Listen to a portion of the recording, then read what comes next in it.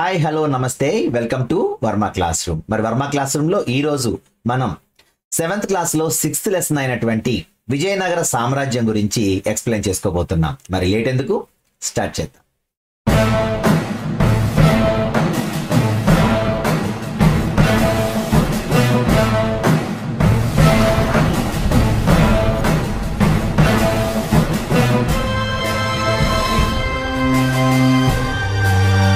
దక్కన్ పీఠభూమి ప్రాంతంలో మహమ్మద్ బిన్ తుగ్లక్ అధికారం కోల్పోతున్న సమయంలో రెండు కొత్త రాజ్యాలు ఉద్భవించాయని చెప్తున్నారు. అవే ఒకటి విజయనగర సామ్రాజ్యం, రెండు బహమనీ సామ్రాజ్యం. సో ఈ రెండు కూడా ఆల్టర్నేటివ్ గా, అంటే కొంచెం అవేమో అటుపక్క ఇవేమో ఇటుపక్క, రెండు భారతదేశంలో మరి మంచి సామ్రాజ్యాలుగా ఎదిగినాయి. అంటే కారణం ఏంటి? మరి మంచి పాలన అందించినటువంటి, గొప్ప పాలన అందించినటువంటి వంశం ఏమైతే ఈ తుగ్లక్ వంశం ఉందో, ఇది తైమూర్ యొక్క దండయాత్రల వలన కోలుకోవడానికి సుమారు 100 సంవత్సరాలు పట్టిందని చెప్పుకున్నాం. దాని తర్వాత వచ్చినటువంటి సయ్యద్దులు కావచ్చు, మరి లోడీ వంశం కావచ్చు, వీళ్ళు అంతగా ఇతర దేశాల మీదకి, ఇతర రాజ్యాల మీదకి దండెత్తడానికి వీళ్ళు ప్రయత్నాలు చేయలేదు. ఆ కారణంగానే మరి ప్రాంతీయ రాజ్యాలు, అలాగే సర్వ స్వతంత్ర రాజ్యాలు అనేటువంటి ఈ విజయనగర సామ్రాజ్యం, బహమనీ సామ్రాజ్యం కూడా మరి కొంతకాలం పాటు తమ ప్రాభవాన్ని చాటాయి అనటంలో అతిశయోక్తి లేదు. సో ఇక్కడ విజయనగర సామ్రాజ్యం అనేటువంటిది ఒక ముఖ్యమైనటువంటి దక్షిణ భారత సామ్రాజ్యంగా చెప్పుకుంటాం. మరి ఇక్కడ సమర్థవంతమైనటువంటి పరిపాలన, సంపన్న ఆర్థిక వ్యవస్థ, దౌత్య రాజకీయాలు, ఉదారవాద మత విధానం కారణంగా మరి విజయనగర సామ్రాజ్యం 1336 నుంచి 1646 వరకు, అంటే సుమారు 300 సంవత్సరాల పాటు భారతదేశ చరిత్రలో ఒక గొప్ప స్థానాన్ని ఆక్రమించింది అని చెప్పుకోవచ్చు. మరి 14-15 శతాబ్దాలలో మొత్తం దక్షిణ భారతదేశంలో విస్తరించిన ప్రపంచంలో 2వ అతిపెద్ద రాజధాని నగరం కలిగినటువంటి సామ్రాజ్యపు రాజధాని ఆ సమయంలో లండన్, ప్యారిస్ల కంటే పెద్దదిగా పేరుగాంచినటువంటిదే ఈ విజయనగర సామ్రాజ్యం అని చెప్తున్నారు. మరి విజయనగర సామ్రాజ్యం ఆ కాలంలోనే ప్రపంచంలోనే అత్యంత ధనిక రాజ్యం. అందుకనే ఇక్కడ విజయనగర సామ్రాజ్యం ఆ కాలంలోనే ప్రపంచంలోనే అత్యంత ధనికమైనటువంటి రాజ్యంగా గుర్తించబడింది. మరి విద్యారణ్య, సాయన, మరి అల్లసాని పెద్దన, దూర్జటి, పింగళి సూరణ, తెనాలి రామకృష్ణ వంటి గొప్ప గొప్ప సాహిత్యంలో వినిపించిన పేర్లన్నీ కూడా మనకి విజయనగర సామ్రాజ్య యుగానికి చెందినవి అని చెప్తున్నారు. సో ఇక్కడ చూసుకుంటే మనకి మెయిన్ గా 1336 నుంచి 1646 వరకు సుమారు 300 సంవత్సరాల పాటు దక్షిణ భారతదేశంలో అత్యంత ధనిక రాజ్యంగా, అత్యంత శక్తివంతమైన రాజ్యంగా పేర్గాంచిన రాజ్యం విజయనగర సామ్రాజ్యం. అలాగే ఆర్థికంగా బలం ఉంది, అలాగే శత్రు దుర్భేద్యమైనటువంటి ఒక కోటను నిర్మించుకున్నారు.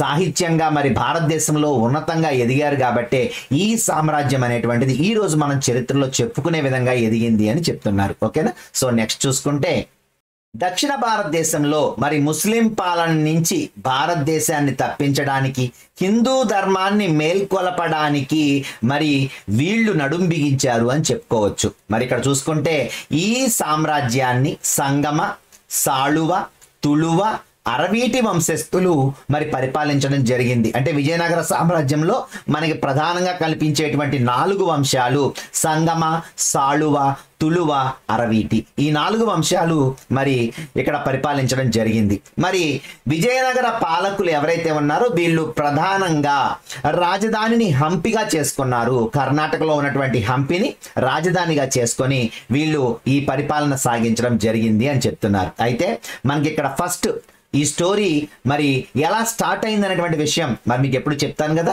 సో అలా మనం చూసుకుంటే ఒకసారి ఈ స్టోరీ చూడండి. 1323లో గుర్తుపెట్టుకోండి అమ్మా, 1323లో ఏం జరిగింది? కాకతీయ రాజు అయినటువంటి ప్రతాపరుద్రుడు ఆత్మహత్య చేసుకుని చనిపోయాడు. మహమ్మద్ బిన్ తుగ్లక్ ఎప్పుడైతే మరి ఇతని మీద దండెత్తాడో, మరి ఆ యుద్ధంలో ఇతను ఓడిపోయి మరి తీసుకుని వెళ్తున్న టైంలో ఆత్మహత్యకు లోనే చనిపోయాడు. మరి అతను చనిపోయిన తర్వాత అతని కింద ఉన్నటువంటి సామంతరాజులు ఎవరైతే ఉన్నారో వీళ్ళందరూ కూడా చెల్లాచెదురు అయిపోయారు. మరి చెల్లాచెదురు అయిపోవటంతో ఇతని దగ్గర పనిచేసినటువంటి రాజోద్యోగులైనటువంటి మరి హరిహర రాయలు, బొక్క రాయలు, వాళ్ళ పేర్లు ఏంటి అంటే హరిహర రాయలు, అలాగే రెండో ఆయన పేరు బొక్క రాయలు. సో వీళ్ళిద్దరూ ఏం చేశారు అంటే పారిపోయారు. ఎక్కడికి పారిపోయారు? కంపిలి అనేటువంటి ఒక రాజ్యానికి పారిపోయారు. ఓకేనా, గుర్తుపెట్టుకోండి. మరి కాకతీయ రాజు అయినటువంటి ప్రతాపరుద్రుని మరణం తర్వాత హరిహర రాయలు, బొక్కరాయలు వీళ్ళిద్దరూ పారిపోయి కంపిలి రాజ్యం చేరుకొని అక్కడ రాజోద్యోగులుగా పనిచేస్తున్నారు, రాజు దగ్గర ఉద్యోగులుగా పనిచేస్తున్నారు. మరి 1327లో మరి మహమ్మద్ బిన్ తుగ్లక్ ఎక్కడా వదలలేదు కదా, మరి మొత్తం వాయించేశాడు. మరి ఇక్కడ మహమ్మద్ బిన్ తుగ్లక్ మెల్లగా ఆ తర్వాత కంపిలిని కూడా ఆక్రమించినప్పుడు వీళ్ళిద్దరిని చూశాడు. అరే మీరు మొన్న ఆ కాకతీయ రాజ్యంలో కనిపించారు, మరి పారిపోయారా మీరు అని చెప్పేసి వాళ్ళిద్దరిని బలవంతంగా తీసుకుని వెళ్ళి ఇస్లాం మతంలోకి మార్చాడు. వాళ్ళిద్దరిని ఏం చేశాడు? తీసుకెళ్లి వాళ్లతో ముస్లింలుగా వాళ్ళని మార్చేశాడు అనమాట. సో బలవంతంగా ఇస్లాం మతంలోకి మారింది ఎవరు అంటే హరిహర రాయలు, బొక్కరాయలు. మార్చింది ఎవరు అంటే మహమ్మద్ బిన్ తుగ్లక్. ఆ తర్వాత 1336 వరకు వాళ్ళు ఆయన దగ్గరే ఉన్నారు. అనుకోకుండా కంపిలి రాజధాని అనేటువంటి అనిగొందిలో హిందూ మతోద్యమం మొదలైందనమాట. అంటే ఈ ముస్లింలు ఏంటి, అసలు మన హిందువుల్ని బతకనివ్వరా, వీళ్ళ దగ్గర మనం ఉండటం ఏంటి, ఈయన సుల్తాన్ అయితే మాత్రం మన హిందూ మతాన్ని తొక్కేస్తాడా అని చెప్పేసి ఒక హిందూ మత ఉద్యమం స్టార్ట్ అయింది. అది కంపిలి రాజధాని అనేటువంటి అనిగొంది అనేటువంటి రాజ్యంలో స్టార్ట్ అయింది. సో కంపిలిలో వీళ్ళు ఆల్రెడీ పనిచేశారు కాబట్టి ఇద్దరిని అక్కడికి పంపించాడు. ఎవరు? మహమ్మద్ బిన్ తుగ్లక్. అరే వెళ్ళి చూసిరండి అక్కడ ఏమైందో ఒకసారి, మరి జనాలందరూ హిందూ మతోద్యమం చేస్తున్నారంట, కొంచెం మీరు వెళ్ళి కంట్రోల్ చేసి రండి అని చెప్పేసి హరిహర రాయల్ని, బొక్కరాయల్ని అనిగొందికి పంపించడం జరిగింది. సో మరి అనిగొందికి వెళ్ళేసరికి అక్కడ ఎవరున్నారు అంటే శృంగేరి పీఠాధిపతి అయినటువంటి విద్యారణ్య స్వామి ఉన్నారు. సో ఈయన ఏం చేశాడు అంటే మరలా వీళ్ళిద్దరిని హిందూ మతంలోకి మార్చేశాడు. ఓకేనా. సో ఈ విద్యారణ్య స్వామి ఏం చేశాడు అంటే ధైర్యం నూరిపోసాడు వాళ్ళకి. ఏంటి, మీరు బలవంతంగా ఇస్లాం స్వీకరిస్తారా హిందువులయ్యుండి, ఇక్కడ ఇంతమంది మేము అందరం ఉద్యమం చేస్తూ ఉంటే మీరు అక్కడికి వెళ్ళిపోయి భయపడిపోయి ఇస్లాంలోకి మారిపోయారా అని చెప్పేసి వాళ్ళకి ధైర్యం నూరిపోసి వాళ్ళిద్దరిని అంటే మొదటి హరిహర రాయల్ని, మొదటి బొక్కరాయల్ని ఎలా మార్చాడు అంటే మరలా తిరిగి హిందువులుగా మార్చాడు. ఈ విద్యారణ్య స్వామి రాసిన పుస్తకమే సంగీత సర్వస్వం. ఓకేనా. సో ఈ విద్యారణ్య స్వామి ఇచ్చినటువంటి ధైర్యంతో ఏం జరిగింది అంటే అర్థమైంది కదా. సో టోటల్ స్టోరీ కూడా. సో ఇప్పుడు ఈ విద్యారణ్య స్వామి ఇచ్చినటువంటి ధైర్యంతో వీళ్ళు ఏం చేశారు అంటే 1336వ సంవత్సరంలో సంగమ వంశానికి చెందిన మొదటి హరిహర రాయలు, మొదటి బొక్కరాయ సోదరులు విద్యారణ్య స్వామి వారి ప్రోత్సాహంతో విజయనగర సామ్రాజ్యాన్ని స్థాపించారు. సో ఇక్కడ ఒక మొక్కిచ్చి వదిలేశాడు. అది దీని యొక్క హిస్టరీ మీకు తెలియకపోతే అసలు ఈ విద్యారణ్య స్వామి ఎవరు, హరిహర రాయలు, బొక్కరాయలు ఎవరని మీ మధ్యలో డౌట్స్ వస్తూ ఉంటాయి. అవన్నీ క్లారిటీ చేయడం కోసమే ప్రతి ఒక్కదానికి మీకు ప్రీ హిస్టరీ చెప్తున్నాను. ఓకేనా. సో మైండ్లో గుర్తుపెట్టుకోవాల్సింది ఏంటి అంటే విజయనగర సామ్రాజ్యాన్ని స్టార్ట్ చేసింది ఎవరు? మొదటి హరిహర రాయలు, మొదటి బొక్కరాయలు. వీళ్ళిద్దరూ ఎవరి దగ్గర పనిచేశారు? ప్రతాపరుద్రుని ఆస్థానంలో పనిచేశారు. మరి మహమ్మద్ బిన్ తుగ్లక్ ప్రతాపరుద్రుని చంపేసిన తర్వాత వీళ్ళు కంపిలి రాజ్యానికి వెళ్ళి అక్కడ ఉద్యోగులుగా ఉన్నారు. మరి మహమ్మద్ బిన్ తుగ్లక్ కంపిలి కూడా ఆక్రమించినప్పుడు వీళ్ళిద్దరిని గుర్తుపట్టి తీసుకెళ్లి వీళ్ళని బలవంతంగా ఇస్లాంలోకి మార్చేశాడు. ఆ తర్వాత కంపిలి రాజ్యమైనటువంటి ఆ రాజ్యంలో హిందూ మత ఉద్యమం బాగా జరుగుతున్నప్పుడు దాని రాజధాని నగరం అయినటువంటి అనిగొందిలో మరి మతోద్యమం తాలూకు గొడవలు జరుగుతున్నాయని చెప్పేసి మహమ్మద్ బిన్ తుగ్లక్ వీళ్ళిద్దరిని దాన్ని ఆపడానికి లేదంటే దాన్ని చల్లార్చడానికి పంపించాడు ఆ ఉద్యమాన్ని. సో అప్పుడు అక్కడ శృంగేరి పీఠాధిపతి అయినటువంటి మరి విద్యారణ్య స్వామి యొక్క ఆశీస్సులతో ఆయన ఇచ్చిన ధైర్యంతో వీళ్ళు ధైర్యంగా ఒక స్వతంత్ర రాజ్యాన్ని స్టార్ట్ చేశారు. ఓకేనా. ఆ రాజ్యం పేరే విజయనగర సామ్రాజ్యం. ఓకేనా. సో విజయనగర సామ్రాజ్యం ప్రెజెంట్ కర్ణాటక రాష్ట్రంలోని హంపి వీళ్ళ యొక్క రాజధానిగా చేసుకొని పరిపాలించడం జరిగింది. మరి ఇక్కడ చూసుకుంటే మొదటగా వరంగల్లుకు చెందిన కాకతీయ రాజు రెండవ ప్రతాపరుద్రుని ఆస్థానంలో 1323లో పనిచేశారు. ఓకేనా. ఇది ప్రీ హిస్టరీ చెప్పేసాను ఆల్రెడీ మీకు. 1323లో వీళ్ళిద్దరూ పనిచేశారు. ఎవరి దగ్గర? రెండవ ప్రతాపరుద్రుడన్నా ఒకటే. ఓకేనా. సో మరి ఆ తర్వాత ముస్లింలు దీన్ని ఆక్రమించడంతో వీళ్ళిద్దరూ కంపిలి రాజ్యానికి వెళ్ళారు. అక్కడ మంత్రులుగా పనిచేశారు. కంపిలి పాలకులు ముస్లిం తిరుగుబాటుదారునికి ఆశ్రయం ఇచ్చినందుకు కంపిలిని మహమ్మద్ తుగ్లక్ ఆక్రమించాడు. మొదటి హరిహర రాయలు, బొక్కరాయలు ఇద్దరిని ఖైదు చేసి ఇస్లాం మతంలోకి మార్చాడు. కంపిలి రాజ్యంలోని తిరుగుబాట్లను పరిష్కరించడానికి సోదరులిద్దరిని మరలా కంపిలిలో నియమించాడు. ఆ తర్వాత విద్యారణ్య స్వామి చొరవతో హిందూ మతంలోకి తిరిగి వచ్చారు. తుగ్లక్ సామ్రాజ్యం బలహీనపడటంతో వారు కూడా తమ స్వతంత్రాన్ని ప్రకటించుకున్నారు. 36లో విజయనగరం అనే కొత్త నగరాన్ని తుంగభద్ర నదికి దక్షిణ ఒడ్డున స్థాపించారు. సో దీని ప్రీ హిస్టరీ చెప్పాను కాబట్టి ఇప్పుడు మీకు క్లియర్ గా ఈ పిక్చర్ అర్థమైపోద్ది. ఓకేనా? సో మరి తుంగభద్ర నదికి దక్షిణ ఒడ్డున మరి హరిహర రాయలు బొక్కరాయలు ఇద్దరు కలిసి స్వతంత్రంగా విజయనగర సామ్రాజ్యాన్ని స్టార్ట్ చేశారు. అది విద్యారణ్య స్వామి యొక్క ఆశీస్సులతో. ఓకేనా? సో ఇది దీని యొక్క స్టోరీ. మరి నెక్స్ట్ చూసుకుంటే ఒకసారి ఈ రాజ్యాన్ని చూడండి. మరి పైన మీకు ఇక్కడ కనిపిస్తుంది కదా, ఇక్కడ అంతా కూడా బహమనీ రాజ్యం అన్నమాట. ఓకేనా? ఇదంతా బహమనీ రాజ్యం. అంటే దక్షిణ భారతదేశంలో అంటే దక్కన్ పీఠభూమిలో దక్షిణ భారతదేశంలో రెండు శక్తివంతమైన రాజ్యాలు. ఒకటేమో బహమనీ రాజ్యం, మరి దాని కింద ఉన్నటువంటి ఇదంతా కూడా ఎవరి కింద ఉంది అంటే ఎవరి కింద ఉంది? విజయనగర సామ్రాజ్యం. ఓకేనా? సో ఇక్కడ బహమనీ రాజ్యం ఏమో పైన ఉంది, అలాగే కిందేమో మొత్తం కూడా ఎవరున్నారు? విజయనగర సామ్రాజ్యం ఉందన్నమాట. ఓకేనా? సో నెక్స్ట్ చూసుకుంటే మరి మనకి ఎలా తెలిసింది సార్ అసలు విజయనగర సామ్రాజ్యం ఉందని మనకి ఎలా తెలిసింది సార్? ఖచ్చితంగా మళ్ళీ పురావస్తు ఆధారాలు తెలియాలి. ఏంటి ఆ పురావస్తు ఆధారాలు? హంపి వద్ద మరి శిథిలాలను 1805వ సంవత్సరంలో అక్కడ మరి ఎవరైతే ఆర్కియాలజిస్ట్ ఉన్నాడో ఆయనే కల్నల్ కొలిన్ మెకంజీ. ఈయన హంపి దగ్గర తవ్వకాలు జరిపాడు. ఈ త్రవ్వకాల్లో పురావస్తు ఆధారాలుగా మనకి హంపిలో అప్పుడు విజయనగర సామ్రాజ్యానికి సంబంధించినటువంటి ఎన్నో వస్తువులు మనకి పురావస్తు ఆధారాలుగా లభించాయి. సో దాని ఆధారంగా ఇతను ఏం చెప్పాడు అంటే హంపిని రాజధానిగా చేసుకొని ఆ టైంలో మరి విజయనగర సామ్రాజ్యం అనేటువంటిది మహా సామ్రాజ్యంగా ఉంది అని చెప్పాడు. ఓకేనా? 1805 సంవత్సరంలో మరి ఎవరు అంటే కల్నల్ కొలిన్ మెకంజీ. ఈయన త్రవ్వకాల ద్వారా విజయనగర సామ్రాజ్యం బయలుపడింది. ఓకేనా? మరి ఇక్కడ ఈస్ట్ ఇండియా కంపెనీ ఉద్యోగి, మరి మీకు అంతే కదా, 1800 ఉంది అంటే 1947 వరకు అంతా బ్రిటిషే కాబట్టి మీరేం టెన్షన్ పడక్కర్లా. ఈస్ట్ ఇండియా కంపెనీ ఉద్యోగి, అలాగే భారతదేశంలో మొదటి భారతీయ సర్వేయర్ జనరల్. మరి ఫస్ట్ గా మరి భారతీయ సర్వేయర్ జనరల్ అనేటువంటి పోస్ట్ ను సృష్టించిన తర్వాత మరి భారతదేశంలో ఉన్నటువంటి పురాతన త్రవ్వకాలన్నీ జరిపారు. ఎందుకని భారతదేశంలో భూమిలో ఇది ఎప్పుడుదో భూమి, వేద భూమి, దీంట్లో బోల్డ్ ఉన్నాయి కింద అని తెలిసిన తర్వాత వీళ్ళు ఆర్కియాలజీ డిపార్ట్మెంట్ స్టార్ట్ చేశారు. ఆర్కియాలజీ డిపార్ట్మెంట్ స్టార్ట్ చేసి లంకి బిందెల కోసం భూమి అంతా తవ్వటం మొదలు పెట్టారు.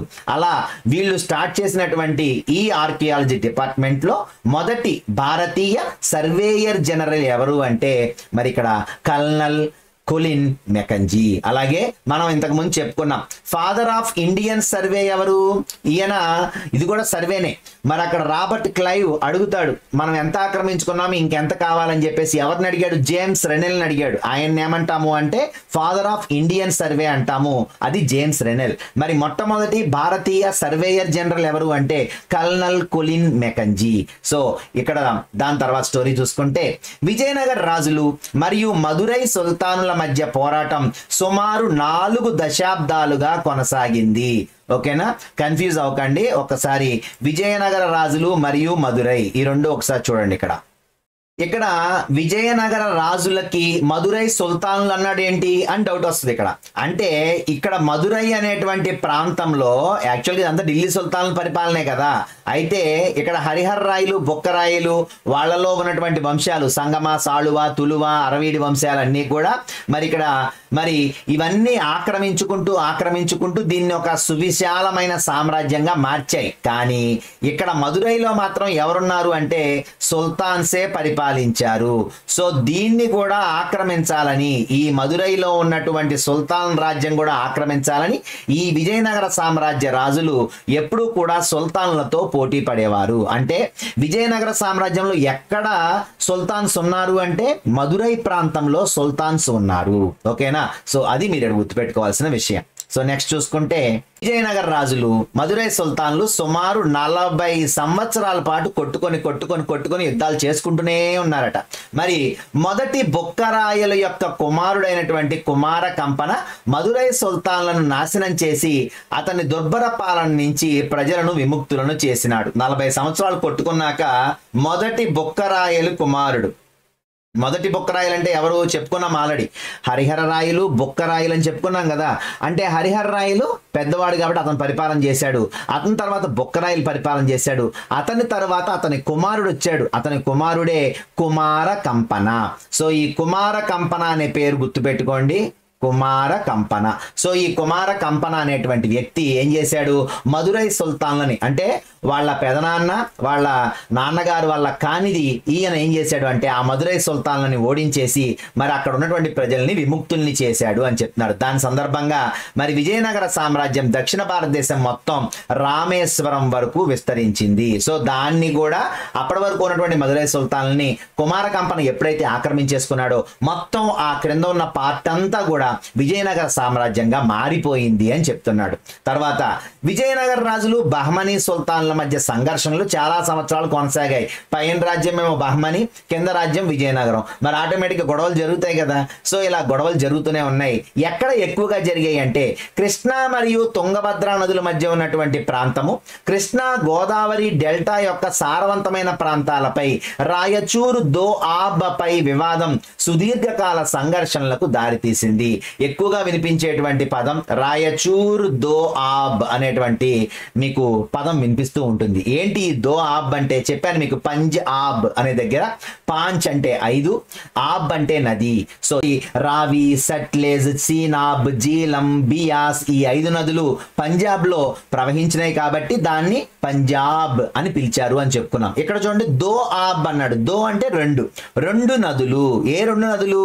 కృష్ణ అండ్ తుంగభద్ర. ఈ కృష్ణాకి తుంగభద్రకి మధ్యలో రాయచూర్ అనేటువంటి ఒక ప్లేస్ ఉండేది. ఈ ప్లేస్ కోసం ఎందుకని, మరి డెల్టా ప్రాంతం అత్యుత్తమమైనటువంటి పంటలు పండే ప్రాంతం అంతే కదా, సారవంతమైన మట్టి ఎక్కడ నుంచో కొట్టుకొచ్చినటువంటి మంచి హ్యూమస్ అంతా డెల్టా ప్రాంతాల్లో ఉంటుంది. మరి అలాంటి డెల్టా ప్రాంతాల్లో పంటలు బాగా పండుతాయి కాబట్టి అలాంటి డెల్టాల మీద ఖచ్చితంగా ఏ రాజుకైనా ఆశ ఉంటుంది. కాబట్టి ఇక్కడ ఈ రాయచూర్ కోసం కొట్టుకున్నారు. కృష్ణా తుంగభద్ర నదుల మధ్య ఉన్నటువంటి ఈ రాయచూర్ కోసం ఈ రాయచూర్ దో ఆబ్ యుద్ధాలు ఎప్పుడూ కూడా జరుగుతూ ఉండేవి. ఎవరెవరికి? విజయనగర సామ్రాజ్యానికి, బహమనీ సామ్రాజ్యానికి. ఓకేనా. సో నెక్స్ట్ చూసుకుంటే మళ్ళీ స్టోరీ వచ్చింది. మరి ప్రీ హిస్టరీ చెప్పాను అంటే ఆటోమేటిక్ గా మీరు చూస్తే ఈ మొత్తం స్టోరీ అంతా మీకు అర్థమైపోతే నెక్స్ట్ ఇంకేం ఉండదు అనమాట, ఫాస్ట్ గా వెళ్ళిపోద్ది. అయినా మీకు కొన్ని విషయాలు ఇవ్వలేదు అసలు దీంట్లో. ఇలా ఇవ్వకుండా ఉంటే మీకు కన్ఫ్యూజ్ అయ్యే అవకాశాలు ఎక్కువ ఉంటాయి. కాబట్టి నేను మొత్తం స్టోరీ అంతా క్లియర్ గా ఉంది, ఈ స్టోరీని మీకు ఎక్స్ప్లెయిన్ చేసుకుంటూ వెళ్ళిపోతాను. దీన్ని జాగ్రత్తగా వినండి, ఆటోమేటిక్ గా మొత్తం టెక్స్ట్ బుక్ అంతా మీకు అర్థమైపోద్ది. ఓకేనా. సో స్టార్ట్ చేద్దాం. మొదటి వంశం, విజయనగర సామ్రాజ్యాన్ని పాలించిన మొదటి వంశం ఏది? సంగమ రాజవంశం. ఓకేనా. మరి ఈ సంగమ రాజవంశాన్ని స్టార్ట్ చేసింది ఎవరు అంటే సంగమ వంశానికి చెందినటువంటి మొదటి హరిహర రాయలు, మొదటి బొక్కరాయలు, వీళ్ళిద్దరూ కలిసి ఈ సామ్రాజ్యాన్ని, విజయనగర సామ్రాజ్యాన్ని మరి సంగమ రాజవంశం కింద స్టార్ట్ చేయడం జరిగింది. మరి స్టార్ట్ చేసిన తర్వాత రెండవ హరిహర రాయలు, వాళ్ళ తర్వాత రెండవ హరిహర రాయలు రాజయ్యాడు. ఇక ఆ తర్వాత రెండవ దేవరాయలు రాజయ్యాడు. ఓకేనా. సో ఇక్కడ మీకు గుర్తుపెట్టుకోవాల్సింది ఏంటి, మొదటి హరిహర రాయలు, మొదటి బొక్కరాయలు తర్వాత మరి కుమార కంపన ఉంటాడు. అయితే ఇక్కడ మనం చెప్పుకున్నాం కదా, ఇంపార్టెంట్ రాజులు మాత్రమే ఇస్తారు ఇక్కడ. ఓకేనా. మిగిలినవి ఎవరు కూడా ఇక్కడ మెన్షన్ చేయలేదు.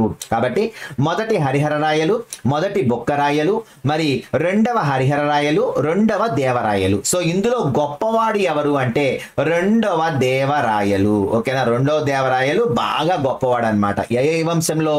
సంగమ వంశంలో అతి గొప్ప రాజు ఎవరు అంటే రెండవ దేవరాయలు. ఈయన్నే ప్రౌఢ దేవరాయలు అని కూడా పిలుస్తారు. రెండో దేవరాయలకి ఇంకొక పేరేంటి అంటే ప్రౌఢ దేవరాయలు. అంటే ప్రౌఢ అంటే పెద్ద అని. ఓకేనా, కొంచెం వయసులో పెద్దవాళ్ళని ప్రౌఢ అని పిలుస్తారు. ఓకేనా, సో ఇక్కడ ప్రౌఢ దేవరాయలు అంటే పెద్ద దేవరాయలు గారు అని పిలవడం కోసం అలా పిలిచారు. సో రెండవ దేవరాయలు అత్యంత గొప్ప రాజుగా చెప్పుకోవచ్చు. ఎందుకని ఈయన కాలంలోనే ఎక్కువ విస్తీర్ణం పెరిగింది, ఆ సామ్రాజ్యాన్ని కొంచెం కొంచెంగా ఎక్కువ డెవలప్ చేసింది ఎవరు అంటే రెండవ దేవరాయలు. మరి రెండవ దేవరాయలు తర్వాత ఏం జరిగింది స్టోరీ అంటే, రెండవ దేవరాయలు చనిపోయాడు. చనిపోయిన తర్వాత అతని కుమారుడైనటువంటి మల్లికార్జున రాయలు మరి రాజయ్యాడు. మరి ఇతను విలాసాలకు అలవాటు పడి మరి ఏం చేస్తున్నాడు, విపరీతంగా తాగటం, పడుకోవటం, తాగటం, దొరలటం చేస్తుంటే ఇతను దాని తరువాత మరి ఇతని కాలంలోనే మరి గొప్ప గొప్ప రాజ్యాలన్నీ కూడా మెల్లమెల్లగా చేజారిపోవటం మొదలుపెట్టింది. ఆ తర్వాత ఇతని కుమారుడైనటువంటి రెండవ విరూపాక్ష రాయలు ఏమయ్యాడు అంటే రాజయ్యాడు. మరి ఈ రెండవ విరూపాక్ష రాయలు కూడా సేమ్ అలాగే తాగేసి మరి విలాసాలకు లోనయ్యాడు. మరి ఇతని కాలంలో కూడా ఇంకొన్ని చిన్న చిన్న రాజ్యాలన్నీ కూడా మరి స్వతంత్రం అయిపోతున్నాయి.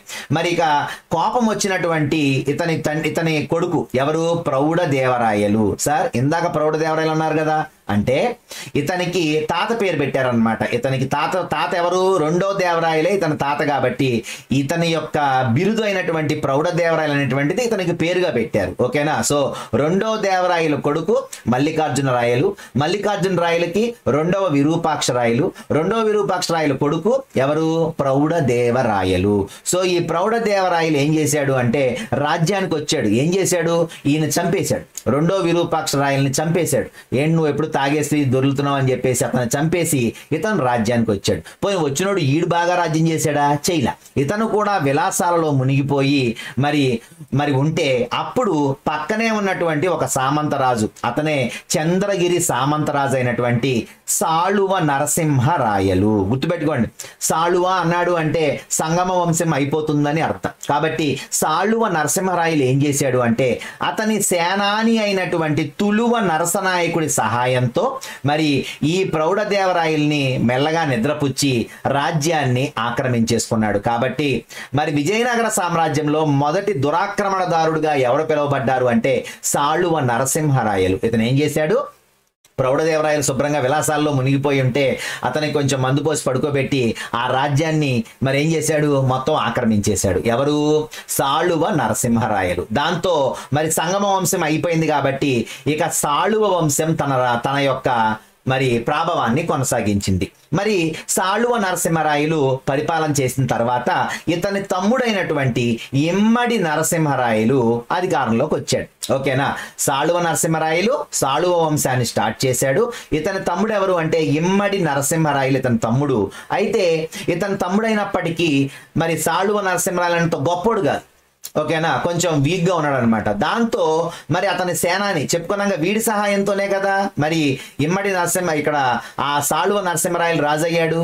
ఎవరిని నాశనం చేసి, ప్రౌఢదేవరాయల్ని నాశనం చేసి.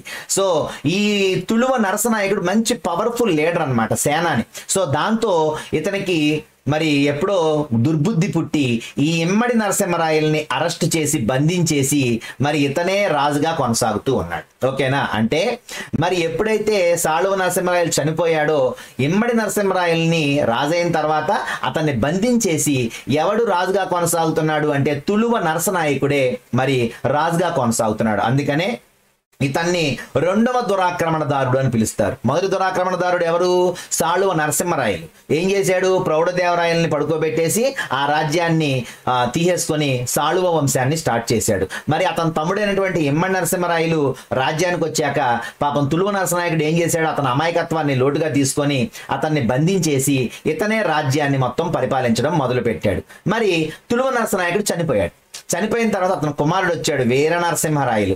ఈ వీర నరసింహరాయలు ఏం చేశాడంటే సైలెంట్ గా జైల్లో ఉన్నటువంటి ఈ ఇమ్మడి నరసింహరాయలను చంపేశాడు వెళ్ళిపోయి. ఎందుకు ఇంకా అనవసరంగా జైల్లో ఉంటే మాత్రం ఏంటి, బయట ఉంటే మాత్రం ఏంటి అని చెప్పేసి ఇతన్ని చంపేసి మరి ఇతని వంశం ఏంటి పేరు తులువ నరసనాయకుడు కాబట్టి మరి వీర నరసింహరాయలు తులువ రాజవంశాన్ని స్టార్ట్ చేశాడు. ఓకేనా. సో ఈ తులువ నరసనాయకుడు కొడుకు కాబట్టి ఈ వంశం పేరు తులువ రాజవంశంగా వచ్చేసింది అనమాట. సో ఈ వంశంలో ఫస్ట్ స్టార్టర్ ఎవరు అంటే వీర నరసింహరాయలు. మరి ఇందులో గొప్పోడు ఎవడు అంటే శ్రీకృష్ణదేవరాయలు. మరి ఇతని తమ్ముడు ఎవరు అంటే అచ్యుతరాయలు. ఓకేనా. సో మరి శ్రీకృష్ణదేవరాయలు అచ్యుతరాయలు వీళ్ళిద్దరూ పరిపాలన చేస్తూ ఉన్నారు. మరి చేసిన తర్వాత శ్రీకృష్ణదేవరాయలకి ఇద్దరు కూతుళ్లే పుట్టారు. ఓకేనా. మరి కూతుళ్ళు పుట్టిన తర్వాత మరి కూతుళ్ళు ఉన్నప్పుడు ఏం చేస్తారు, ఆటోమేటిక్గా తమ్ముడు కొడుక్కి అంటే అచ్యుతరాయలు కొడుక్కి మరి ఇవ్వాలి ఏంటి, రాజ్యం అనేటువంటిది. కానీ ఏం జరిగింది, మరి శ్రీకృష్ణదేవరాయల కూతురు అయినటువంటి తిరుమలాంబని పెళ్లి చేసుకున్నటువంటి ఆలియ రామరాయలు ఏం చేశాడు అంటే ఇతను పెనుగొండకు సంబంధించిన వాడు. ఇతను అచ్యుతరాయల దగ్గర సేనానిగా పనిచేశాడు అనమాట. ఈ ఆలియ రామరాయలు అనే అతను అచ్యుతరాయలు అంటే అతని తమ్ముడి దగ్గర, శ్రీకృష్ణదేవరాయల తమ్ముడి దగ్గర సేనానిగా ఉన్నాడు.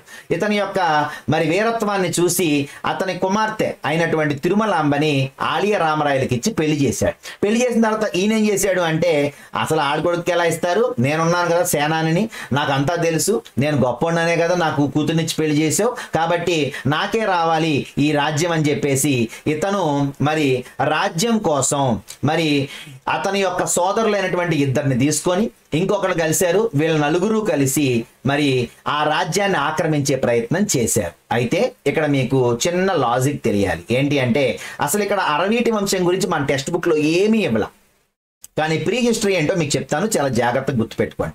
ఇక్కడ ఆలియ రామరాయలు ఏం చేశాడు అంటే తన ఇద్దరి తమ్ముల్ని తీసుకొని, అలాగే ఇక్కడ ఉన్నటువంటి అరవీటి తిరుమల రాయుడు ఎవడు, ఇతను కూడా ఆలియ రామరాయల యొక్క తమ్ముడు అనమాట. ఓకేనా. ఇంకొక తమ్ముడు ఉన్నాడు, ఆ తమ్ముడు, ఇంకొక వ్యక్తి ఉన్నాడు. మొత్తం నలుగురు కలిసి మరి బహమనీ సుల్తాన్లైనటువంటి 4 రాజ్యాలతో, బహమనీ రాజ్యం ఎలా ఉందని చెప్పుకున్నాం, గోల్కొండ, అలాగే అహ్మద్ నగర్, బీదర్, బీరార్, బీజాపూర్. బీతో 3 ఉంటాయి.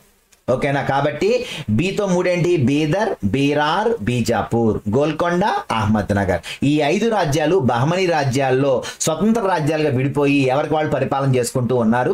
సో ఇక్కడ మనం చూసుకుంటే ఇతను ఈ ఆలియ రామరాయలు ఏం చేశాడు అంటే తన తమ్ముళ్ళని తీసుకొని బహమనీ రాజ్యం మీద ఒక యుద్ధం చేశాడు. ఆ యుద్ధమే 1565లో జరిగినటువంటి రాక్షస తంగడి లేక తల్లికోట యుద్ధం. ఓకేనా. ఈ యుద్ధంలో ఒకే ఒక రాజ్యం పాల్గొనల, బీరార్ మాత్రం పాల్గొనలేదు. కానీ గోల్కొండ, అహ్మద్ నగర్, బీదర్, బీజాపూర్ ఈ 4 కూడా మరి పోటీ చేసినాయి. మరి మొత్తానికి ఈ యుద్ధంలో బహమనీ సుల్తాన్లు తుక్కు కింద విజయనగర సామ్రాజ్యాన్ని నాశనం చేసి పడేశారు. అంటే ఆలియ రామరాయల టైంతో మొత్తం అంటే తులువ రాజవంశం లాస్ట్కి వచ్చేసరికి అసలు ఇంకేమీ లేదనమాట, మొత్తం నాశనం చేశారు. సో అప్పుడు అక్కడి నుంచి పారిపోయినటువంటి ఆలియ రామరాయల యొక్క తమ్ముడు ఎవరైతే ఉన్నాడో ఇతను అరవీటి తిరుమల రాయలు. ఓకేనా. సో అరవీటి ఆలియ రామరాయలు తమ్ముడు అరవీటి తిరుమల రాయలు. సో వీళ్ళ ఇంటి పేరు అరవీటి కాబట్టి ఇతను పెనుగొండ పారిపోయి అక్కడ ఒక చిన్న రాజ్యాన్ని స్టార్ట్ చేశాడు. ఏం చెప్పుకున్నాడు, మేము విజయనగర రాజులమే. మరి పెనుగొండ వీళ్ళ కంట్రోల్లోనే ఉంది, విజయనగర సామ్రాజ్యంలోనే. కాకపోతే మరి హంపిని ఎవరు ఆక్రమించేశారు, బహమనీ సుల్తాన్లు ఆక్రమించేసిన తర్వాత ఇతను పెనుగొండ పారిపోయి పెనుగొండ నుంచి మరి ఆపరేట్ చేద్దాం అనుకొని పారిపోయాడు. అక్కడ స్టార్ట్ చేసిన వంశమే అరవీటి వంశం. సో అరవీటి వంశ స్థాపకుడు ఎవరు అంటే అరవీటి తిరుమల రాయలు. ఇతను ఎవరు అంటే ఆలియ రామరాయలు యొక్క తమ్ముడు. ఓకేనా. ఇక తర్వాత 2వ వెంకటపతి రాయలు అనేటువంటి వ్యక్తి మరి ఈ అరవీటి వంశంలో కొంచెం గొప్ప వ్యక్తిగా చెప్పుకోవచ్చు. ఇతన్నే 2వ కృష్ణదేవరాయలు అంటే కృష్ణదేవరాయలు తర్వాత అంత బాగా పరిపాలన చేసిన వ్యక్తి 2వ వెంకటపతి రాయలు. ఓకేనా. ఇక లాస్ట్ ఇతను రాజు ఎవరు అంటే ఈ విజయనగర సామ్రాజ్యంలో 3వ శ్రీరంగ రాయలు అనేటువంటి రాజు ఈ రాజ్యంలో చివరి రాజు. ఇతను చనిపోయిన తర్వాత విజయనగర సామ్రాజ్యం అనేటువంటిదే అంతమైపోయింది అనమాట. సో ఇది మీకు టోటల్ స్టోరీ తెలియాల్సింది. సో ఇది మీకు క్లియర్ గా అర్థమైంది అనుకోండి, అప్పుడు ఏమవుద్ది అంటే మనం నెక్స్ట్ చెప్పుకునేవన్నీ కూడా టకటకా మీ మైండ్ లోకి వచ్చేస్తాయి అనమాట. అలాగే ఇక్కడ చిన్న పాయింట్ మిస్ అయింది ఏంటి అంటే ఇక్కడ 2వ హరిహర రాయలు 2వ దేవరాయలు అని చెప్పుకున్నాం కదా. ఇక్కడ 2వ దేవరాయలు గొప్పవాడు అని చెప్పాను, అందరికంటే అందరికంటే గొప్పవాడు, ఇతను రాజ్యాన్ని విస్తరించాడని చెప్పుకున్నాం. ఇతను మరి ఎవరి చేతిలో ఓడిపోయాడు అంటే బహమనీ రాజు అయినటువంటి అహ్మద్ షాతో ఓడిపోయాడు. మరి ఇతను ఎవరి చేతుల్లో ఓడిపోయాడు అంటే బహమనీ సుల్తాన్ అయినటువంటి అహ్మద్ షా చేతుల్లో ఓడిపోయాడు. రాజ్యాన్ని పెంపొందించుకుందాం, ఇంకా విస్తరణ చేసేద్దాం అని చెప్పేసి ఎవరి మీద యుద్ధానికి వెళ్ళాడంటే బహమనీ సుల్తాన్ అహ్మద్ షా మీదకి యుద్ధానికి వెళ్తే ఆ యుద్ధంలో ఓడిపోయాడు. ఆ తర్వాత ఇతను చనిపోయాడు. ఇది మాత్రం గుర్తుపెట్టుకోండి, ఓకేనా? సో ఇది మొత్తం స్టోరీ. ఓకే, అర్థమైందా? అర్థమైతే మనం బుక్ లోకి వెళ్ళిపోదాం.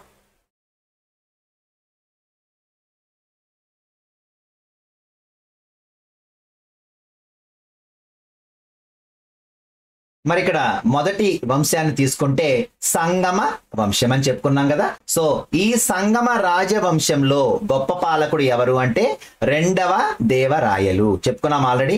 సంగమ రాజవంశంలో గొప్ప పాలకుడుగా రెండవ దేవరాయలు పిలువబడ్డాడు. ఈయన మరి సమర్థుడైన పాలకుడు, యోధుడు మరియు పండితుడు. అందుకనే ఈయనకి ఏం పేరు పెట్టారు? ప్రౌఢ దేవరాయలు అని పేరు పెట్టారు. చెప్పుకున్నాం కదా. సో ఈ ప్రౌఢ దేవరాయలు అన్న రెండవ దేవరాయలన్నా ఒకటే. సో ఇక్కడ సంగమ రాజవంశం యొక్క అందరి పాలకుల్లో మరి ఈయన గొప్పవాడు. ఈయన కళింగ సైన్యాన్ని ఓడించడం జరిగింది. కొండవీడుని స్వాధీనం చేసుకొని రాజమండ్రి వరకు తన అధికారాన్ని సుస్థిరం చేశాడు. మరి తర్వాత చూసుకుంటే ఇతను ఎవరి చేతిలో ఓడింపబడ్డాడు అంటే బహమనీ సుల్తాన్ అయినటువంటి అహ్మద్ షా చేత ఓడించబడ్డాడు. మరి అతను మరణం తర్వాత సంగమ వంశం అనేటువంటిది బాగా బలహీనపడింది.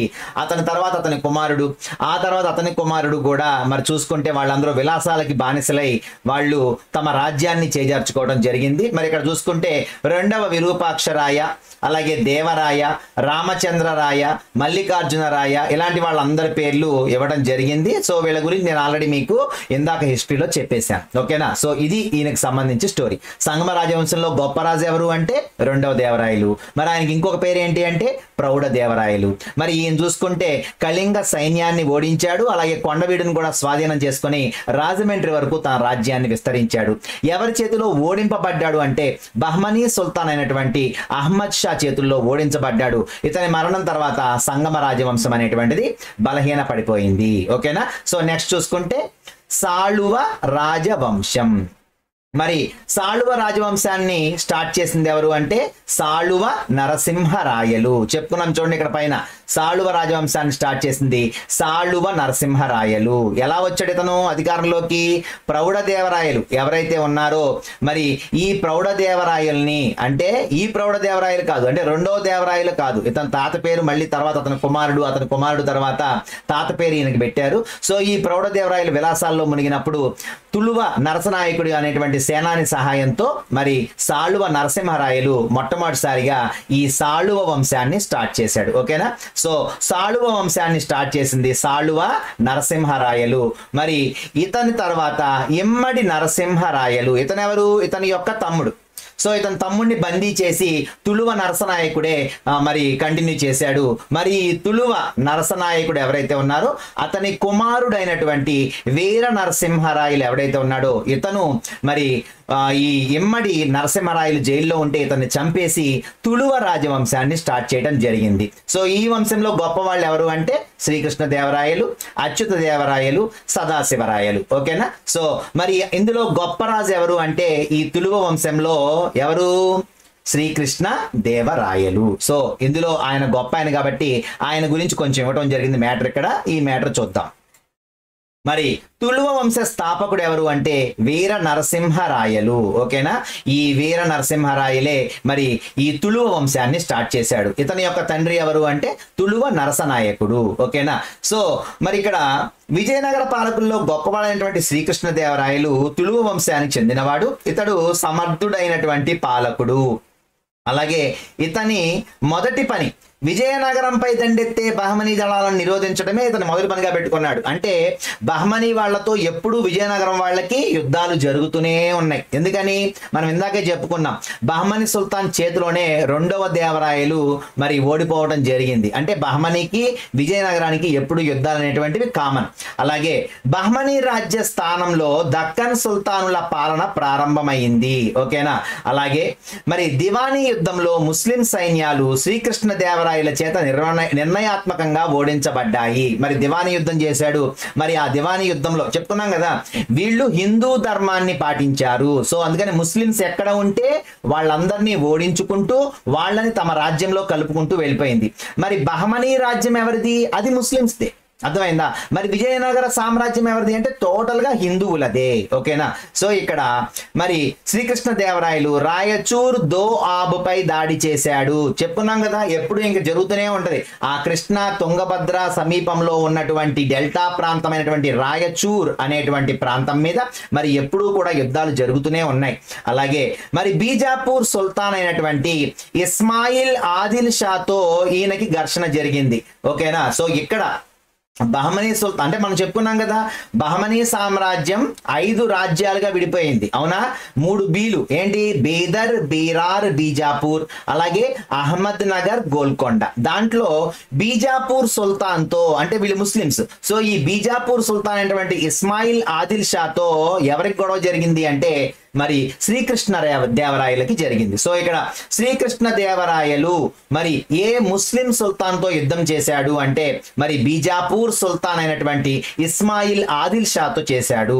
ఆ తర్వాత మరి ఈ యుద్ధంలో శ్రీకృష్ణ దేవరాయలు ఆయన్ని ఓడించి 1520లో మరి అక్కడ సారవంతమైనటువంటి ఆ రాయచూర్ దోఆ ప్రాంతాన్ని స్వాధీనం చేసుకున్నాడు. అలాగే ఇతను గొప్ప తెలివైన మంత్రి ఎవరు అంటే తెమ్మరుసు. మరి ఈయన ఆస్థానంలో మరి తెలివైన మంత్రి కూడా ఉన్నాడు. ఆ మంత్రి పేరు ఏంటి అంటే తెమ్మరుసు. ఆల్రెడీ మరి సినిమాలు కూడా ఉన్నాయి, మహామంత్రి తెమ్మరుసు అని.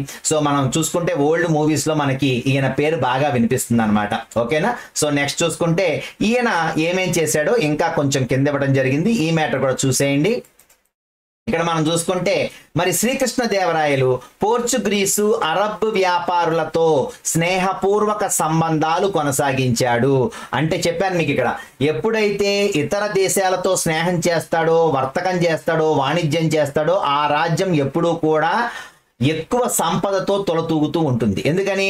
విదేశీ వ్యాపారం ఎక్కువ లాభాలు తెచ్చిపెడుతుంది. కాబట్టి ఈయన ఎక్కువగా పోర్చుగీస్ వారితో అలాగే అరబ్ వ్యాపారులతో ఈయన వ్యాపార సంబంధాలు కొనసాగించాడు. అయితే ఈయన వైష్ణవుడు, యాక్చువల్గా ఈయన విష్ణు భక్తుడు అయినప్పటికీ అన్ని మతాలను గౌరవించాడు. అలాగే ఆంధ్ర భోజుడు అని పిలువబడ్డాడు. ఓకేనా? అంటే ఆంధ్ర భోజుడు అంటే ఒకప్పుడు భోజ మహారాజు. ఓకే, తెలుసు కదా మీ అందరికీ. మరి భోజ మహారాజు అనేటువంటి వ్యక్తి చాలా గొప్పగా పరిపాలన చేశాడు, సమన్యాయం పాటించాడని చెప్తారు. సో కాబట్టి ఆంధ్ర భోజరాజుతో సమానం కాబట్టి ఈయన్ని ఆంధ్ర భోజుడు అని కూడా పిలిచారు. అలాగే నెక్స్ట్ చూసుకుంటే దేశ భాషలందు తెలుగు లెస్స అని చెప్పాడు. మరి తెలుగుని బాగా గౌరవించాడు, తెలుగు సాహిత్యాన్ని ఎంతో పెంచి పోషించాడు. మరి ఇక్కడ ఈయన ఆస్థానంలో అష్టదిగ్గజాలు ఉన్నారు. అంటే ఈయన దగ్గర 8 మంది గొప్ప కవులు ఉన్నారు. ఓకేనా? వాళ్ళ గురించి కూడా నెక్స్ట్ ఉంటుంది. సో ఇక్కడ మనం చూసుకుంటే 8 మంది గొప్ప గొప్ప విద్వాంసులు ఉన్నారు. ఈయన చెప్పింది దేశ భాషలను తెలుగు లెస్స అన్నాడు. మరి భోజరాజు అంత గొప్పోడు కాబట్టి ఈయన్ని ఆంధ్ర భోజుడు అని పిలిచారు.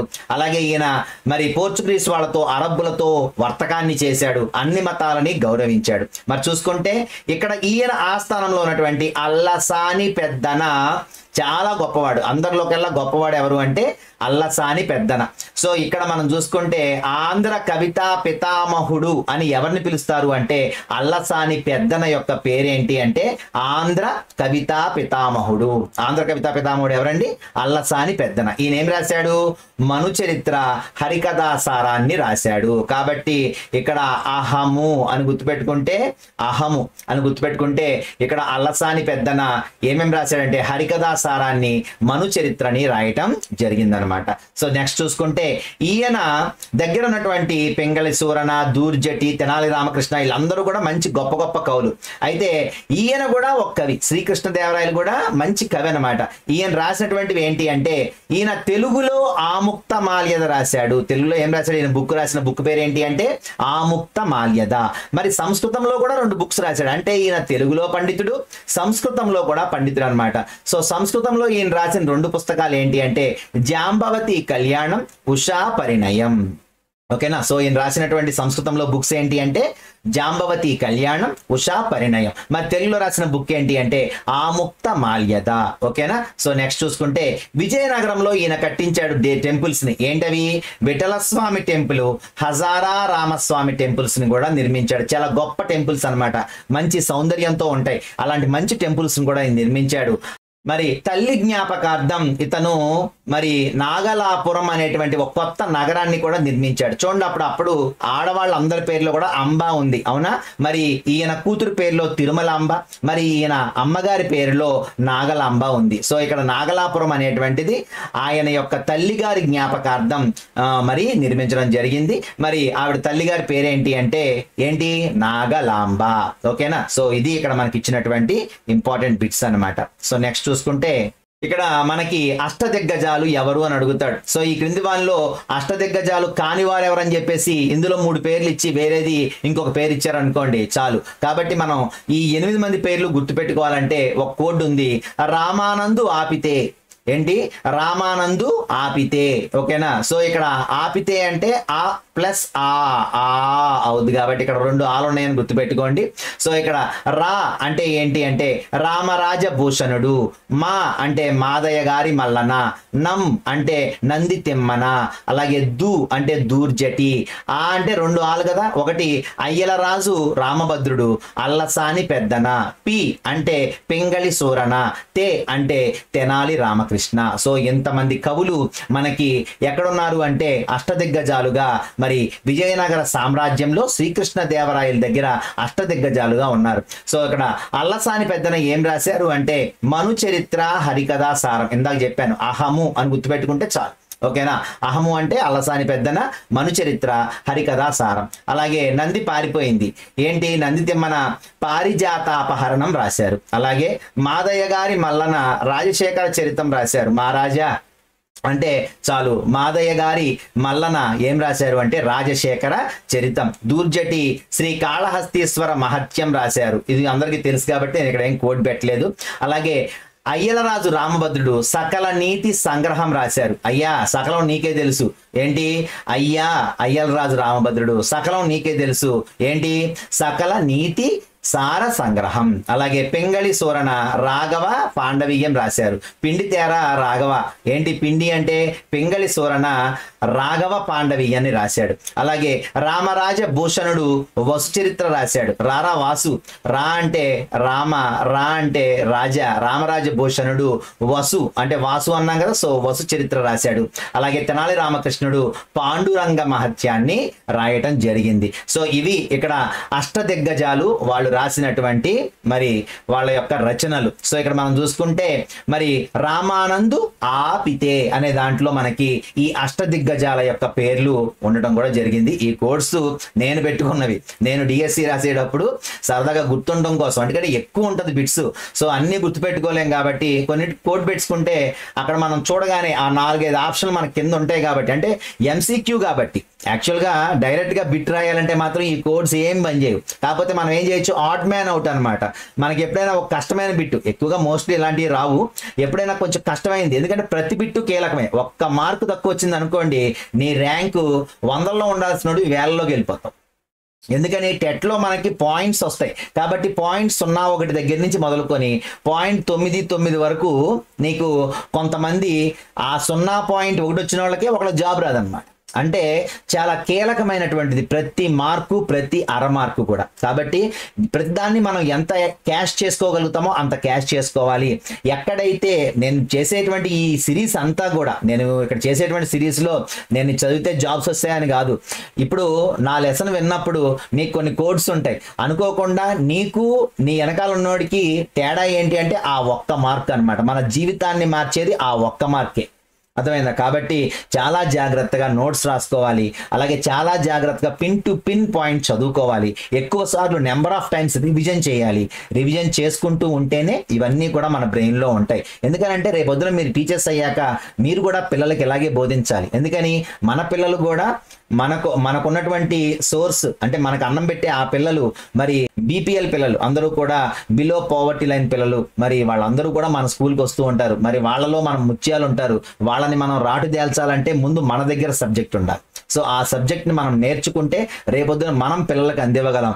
మరి మనం కూడా మరి గొప్ప పౌరులను తయారు చేయాలంటే ఫస్ట్ మన దగ్గర స్టఫ్ ఉండాలి. కాబట్టి ఎంత క్లీన్గా మీకు నోట్స్ చెప్తున్నాను, ప్రతి ఒక్క పాయింట్ని పిన్ టు పిన్ రాసుకోండి, చదువుకోండి, రివిజన్ చేయండి, ఖచ్చితంగా మీరు విజయాన్ని సాధిస్తారు. ఓకేనా? మీరు అందరూ కూడా విజయం సాధించాలని మనసారా కోరుకుంటూ మరి ఇక్కడ మనం చూసుకుంటే నెక్స్ట్ ఆ లాస్ట్ రాజవంశమైనటువంటి అరవీటి వంశం.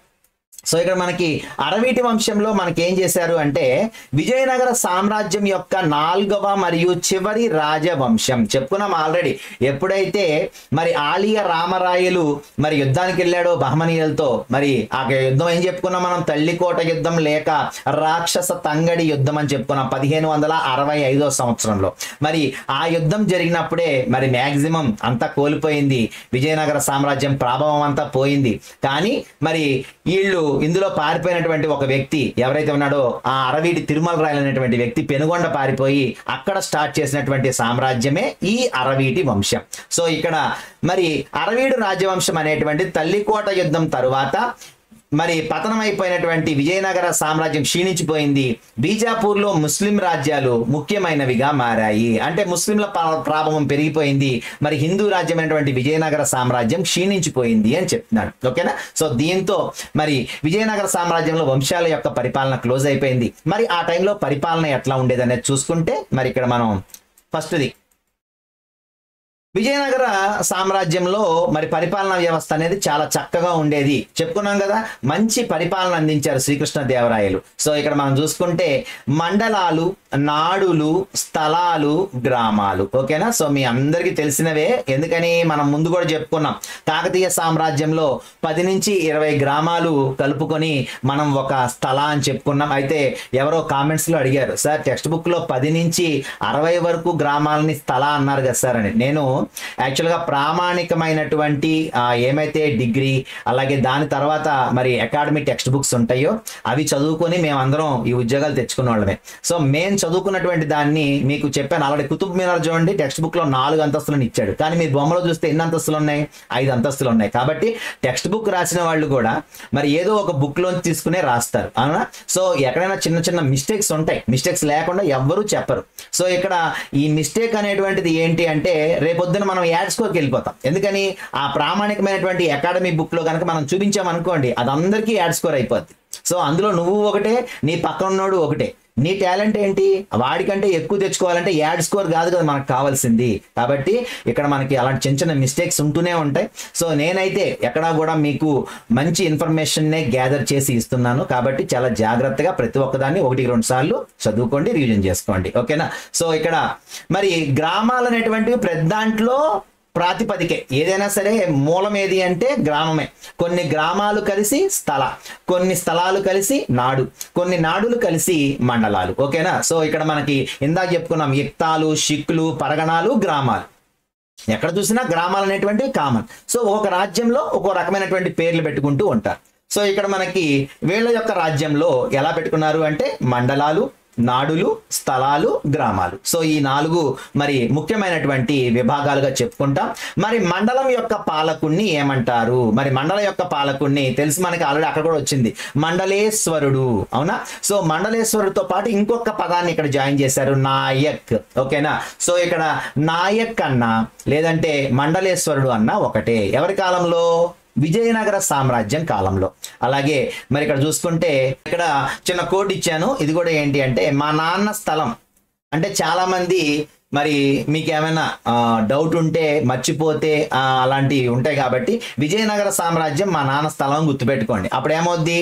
మండలాలు, నాడులు, స్థలాలు, గ్రామం కామన్ కదా. ఓకేనా? కాబట్టి విజయనగర సామ్రాజ్యానికి కోడ్ ఏంటి అంటే మా నాన్న స్థలం అని గుర్తుపెట్టుకోండి. అప్పుడు కొంచెం మీకు ఈజీగా విజయనగర సామ్రాజ్యం వచ్చేసరికి ఫస్ట్ భాగం ఏంటంటే మండలం, మండలం తర్వాత నాడు ఉండేది, నాడు తర్వాత స్థలం ఉండేది, స్థల తర్వాత గ్రామాలు ఉండేటువంటివి అనేది అర్థమవుద్ది అనమాట. ఓకేనా? సో నెక్స్ట్ చూసుకుందాం. ప్రభుత్వానికి ఆదాయం ఏది? శిస్తు. అవునా? సో ప్రభుత్వానికి ఆదాయంలో ఉన్నటువంటి భూమి శిస్తుని మరి మరి విజయనగర సామ్రాజ్యంలో ఎంతగా నిర్ణయించారు? 1/6 వంతుని భూమి శిస్తుగా నిర్ణయించారు. అలాగే మరి ఇక్కడ చూసుకుంటే రాజు వ్యక్తిగత ఖర్చులు, అతను ఇచ్చిన విరాళాలు, సైనిక ఖర్చులు ఉంటాయి. సైన్యంలో అశ్విక దళం, పదాతి దళం, ఫిరంగులు, ఏనుగులు ఉంటాయి. మేలు జాతి గుర్రాలను విదేశీ వ్యాపారుల్లోంచి సేకరించారు. అలాగే సైన్యంలో ఉన్నత స్థాయి అధికారులను నాయకులు లేక పాలిగార్లు అని పిలిచేవారు. గుర్తుపెట్టుకోండి, సైన్యంలో ఉన్నటువంటి ఉన్నత స్థాయి అధికారులు అంటే హై ర్యాంక్డ్ ఆఫీసర్స్ ని ఏమని పిలిచేవాళ్ళు అంటే మరి పాలిగార్లు అని పిలిచేవాళ్ళు. ఓకేనా? సో ఇక్కడ పాలిగార్లు అన్నా నాయకులు అన్నా ఒకటే. సో ఇందాక మీకు ఈ నాయక్ అనేటువంటిది వచ్చింది, ఎక్కడ వచ్చింది? మండలాల యొక్క పాలకులు ఎవరు?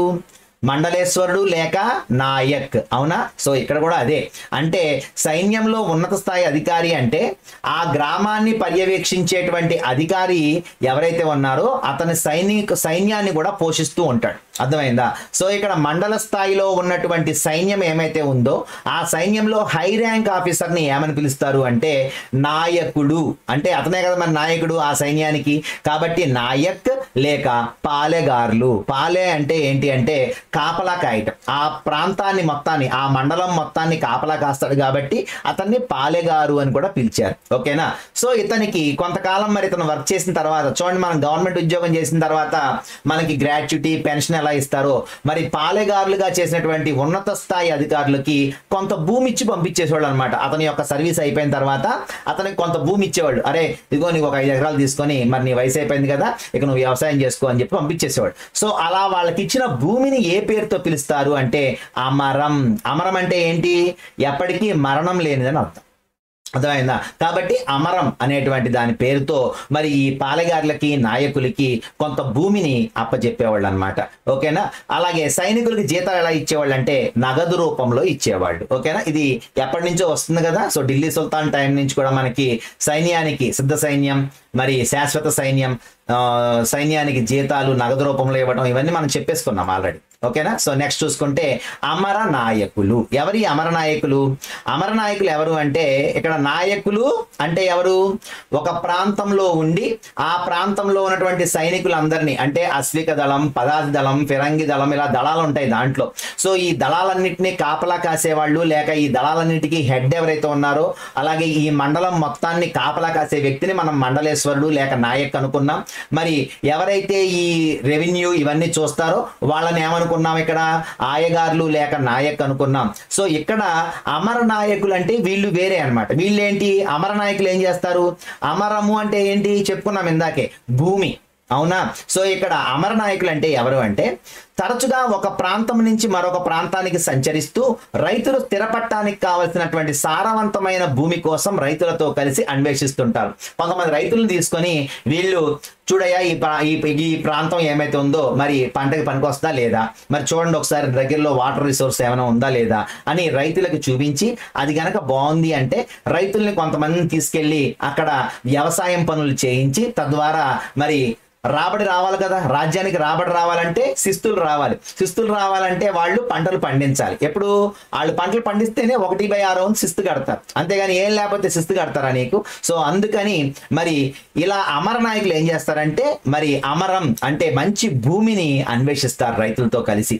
సో ఇక్కడ మనం చూసుకుంటే మరి విజయనగర సామ్రాజ్యంలో అమరనాయక వ్యవస్థ అనేటువంటిది ప్రధానమైన నూతన రాజకీయ వ్యవస్థ. వీళ్ళు సైనిక కమాండర్లుగా ఉంటారు. అంటే సైనికులు ఎవరైతే ఉన్నారో వీళ్ళందరికీ సుప్రీం కమాండర్స్ అన్నమాట వీళ్ళందరూ కూడా. సో వీరు పాలించడానికి రాజుచే కొంత భూభాగం ఇవ్వబడుతుంది. ఓకేనా? వీళ్ళకు కూడా సేమ్ అమరం ఇవ్వబడుతుంది, వీళ్ళకి కూడా కొంచెం భూమి అనేటువంటిది ఇవ్వబడుతుంది. సో ఇక్కడ అమరనాయక వ్యవస్థ అనేటువంటిది ఎవరి కాలంలో ఉంది? ఆయగార్ల వ్యవస్థ కావచ్చు, అమరనాయకుల వ్యవస్థ కావచ్చు, ఎవరి టైంలో ఉంది అంటే మరి విజయనగర సామ్రాజ్యం టైంలో ఉంది. నెక్స్ట్ చూసుకుంటే మరి గుర్రాలు గాడిదలు, యుద్ధంలో గుర్రాలు గాడిదలతో వీళ్ళు బరువులు మోయిస్తారు. ఒంటెలతో, గుర్రాలతో, గాడిదలతో ఆహారం, నీరు, మందుగుండు సామాగ్రి, వైద్య సామాగ్రి మోసుకెళ్ళేటట్టు చేస్తారు. అలాగే కుక్కలు, పావురాలు ఏం చేస్తాయి అంటే సందేశాలు తీసుకెళ్తాయి. మరి విషవాయువుల్ని గుర్తించడానికి వేటిని ఉపయోగిస్తారు? పక్షులను ఉపయోగిస్తారు. అంటే అప్పట్లో గెరిల్లా యుద్ధాలు జరిగేవి. ఓకేనా. గెరిల్లా యుద్ధాలు అంటే ఏంటంటే దొంగచాటుగా పైనుంచి చెట్ల మీద నుంచోవటం, లేదంటే కొండల పై భాగంలో బండరాళ్ళు తీసుకోవటం, సందులోంచి వస్తున్నప్పుడు పైనుంచి నెత్తి మీద రాళ్ళేసి చంపేయటం, ఇలాంటి వాటిని గెరిల్లా యుద్ధం అంటాం. అంటే చాటుమాటుగా ఉండి కొట్టి చంపేయటం అనమాట.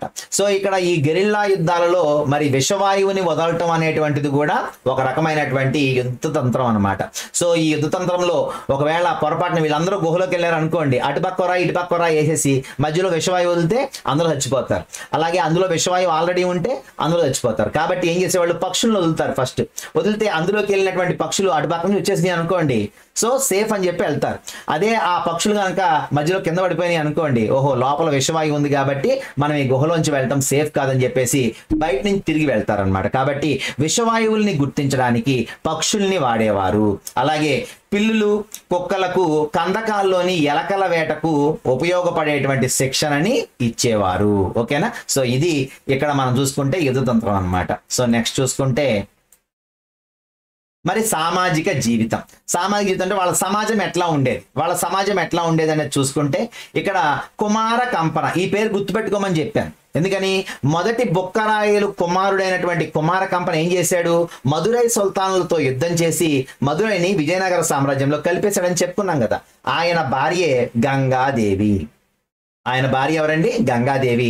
ఆవిడ రాసినటువంటి పుస్తకం ఏంటి అంటే మధురా విజయం. ఎందుకని, మధురై మీద విజయం సాధించాడు వాళ్ళ ఆయన. కాబట్టి ఆవిడ ఏం చేసిందంటే వాళ్ళ ఆయన్ని కీర్తిస్తూ మధురా విజయం అనేటువంటి పుస్తకాన్ని రాయటం జరిగిందనమాట. అలాగే తాళ్లపాక తిమ్మక్క, ఆతుకూరి మొల్ల ఇలాంటి వాళ్ళందరూ కూడా ఆ టైం చెందినటువంటి తెలుగు ప్రసిద్ధ కవయిత్రులు. అలాగే న్యూనిజ్ ఆ టైంలో మరి సందర్శించిన యాత్రికుడు ఎవరు అంటే న్యూనిజ్. ఈయన రాజభవనాలు పెద్ద సంఖ్యలో మహిళలు, నృత్యకారిణులు, గృహ సేవకులు మరియు పల్లకీ మోసేవారిగా ఉండేవారు అని చెప్పేసి చెప్పడం జరిగిందనమాట. ఓకేనా. సో ఈయన ఇక్కడ ఈ టైంలో వచ్చినటువంటి విదేశీ యాత్రికుడు ఎవరు అంటే న్యూనిజ్. ఓకేనా. నెక్స్ట్ చూసుకుంటే ఏకపత్ని వ్రతం అమల్లో ఉండేది. అంటే ఎవరైనా సరే ఒక భర్తనే పెళ్లి చేసుకోవాలి, అతను చనిపోతే గనక మళ్ళీ ఇంకొకసారి పెళ్లి చేసుకోవడానికి లేదు. కానీ రాజకుటుంబాల్లో ఒకవేళ రాణి గారికి భర్త పోయాడు అనుకోండి, ఆవిడ మాత్రం చేసుకోవచ్చు. అంటే రాజకుటుంబాల్లో మాత్రమే బహుభార్యత్వం ఉంది, కానీ మిగిలిన వాళ్ళు ఎవరైతే ఉన్నారో వాళ్ళకి మాత్రం మరి ఇంకొక పెళ్లి చేసుకునే అవకాశం లేదు. వితంతువులుగానే వాళ్ళ జీవితం అంతా కొనసాగించాలి. అలాగే ఆర్థిక పరిస్థితులు చూసుకుంటే, అంటే ఆర్థికం అంటే డబ్బుకు సంబంధించి, వీళ్ళు తుంగభద్ర నది మీద మంచిగా ఆనకట్టలు కట్టించారు. అలాగే కర్నూలు, అనంతపూర్ జిల్లాలో వజ్రాల గనులు ఉండేవి. రాయలవారి సామ్రాజ్యంలో బంగారం, వజ్రాలు, మరి వజ్రాలు అయితే గుట్లుగా పోసి అమ్ముకునేవారని మరి విదేశీ రచనల్లో కూడా మనకి తెలియపరిచింది. సో ఇక్కడ చూసుకుంటే విజయనగర సామ్రాజ్యం అనేటువంటిది వాణిజ్యానికి గొప్ప కేంద్రంగా విలసిల్లింది. వీళ్ళ యొక్క బంగారు నాణ్యం వరహ. ఏంటది, వరహ. ఇప్పటికి కూడా బంగారు వరహాలు అని పేరు వింటూ ఉంటాం మన సినిమాల్లో వాటిల్లో. వరాహ అనేటువంటి ఈ బంగారు నాణ్యాన్ని విజయనగర సామ్రాజ్యమే మొట్టమొదటిసారిగా తీసుకొచ్చింది.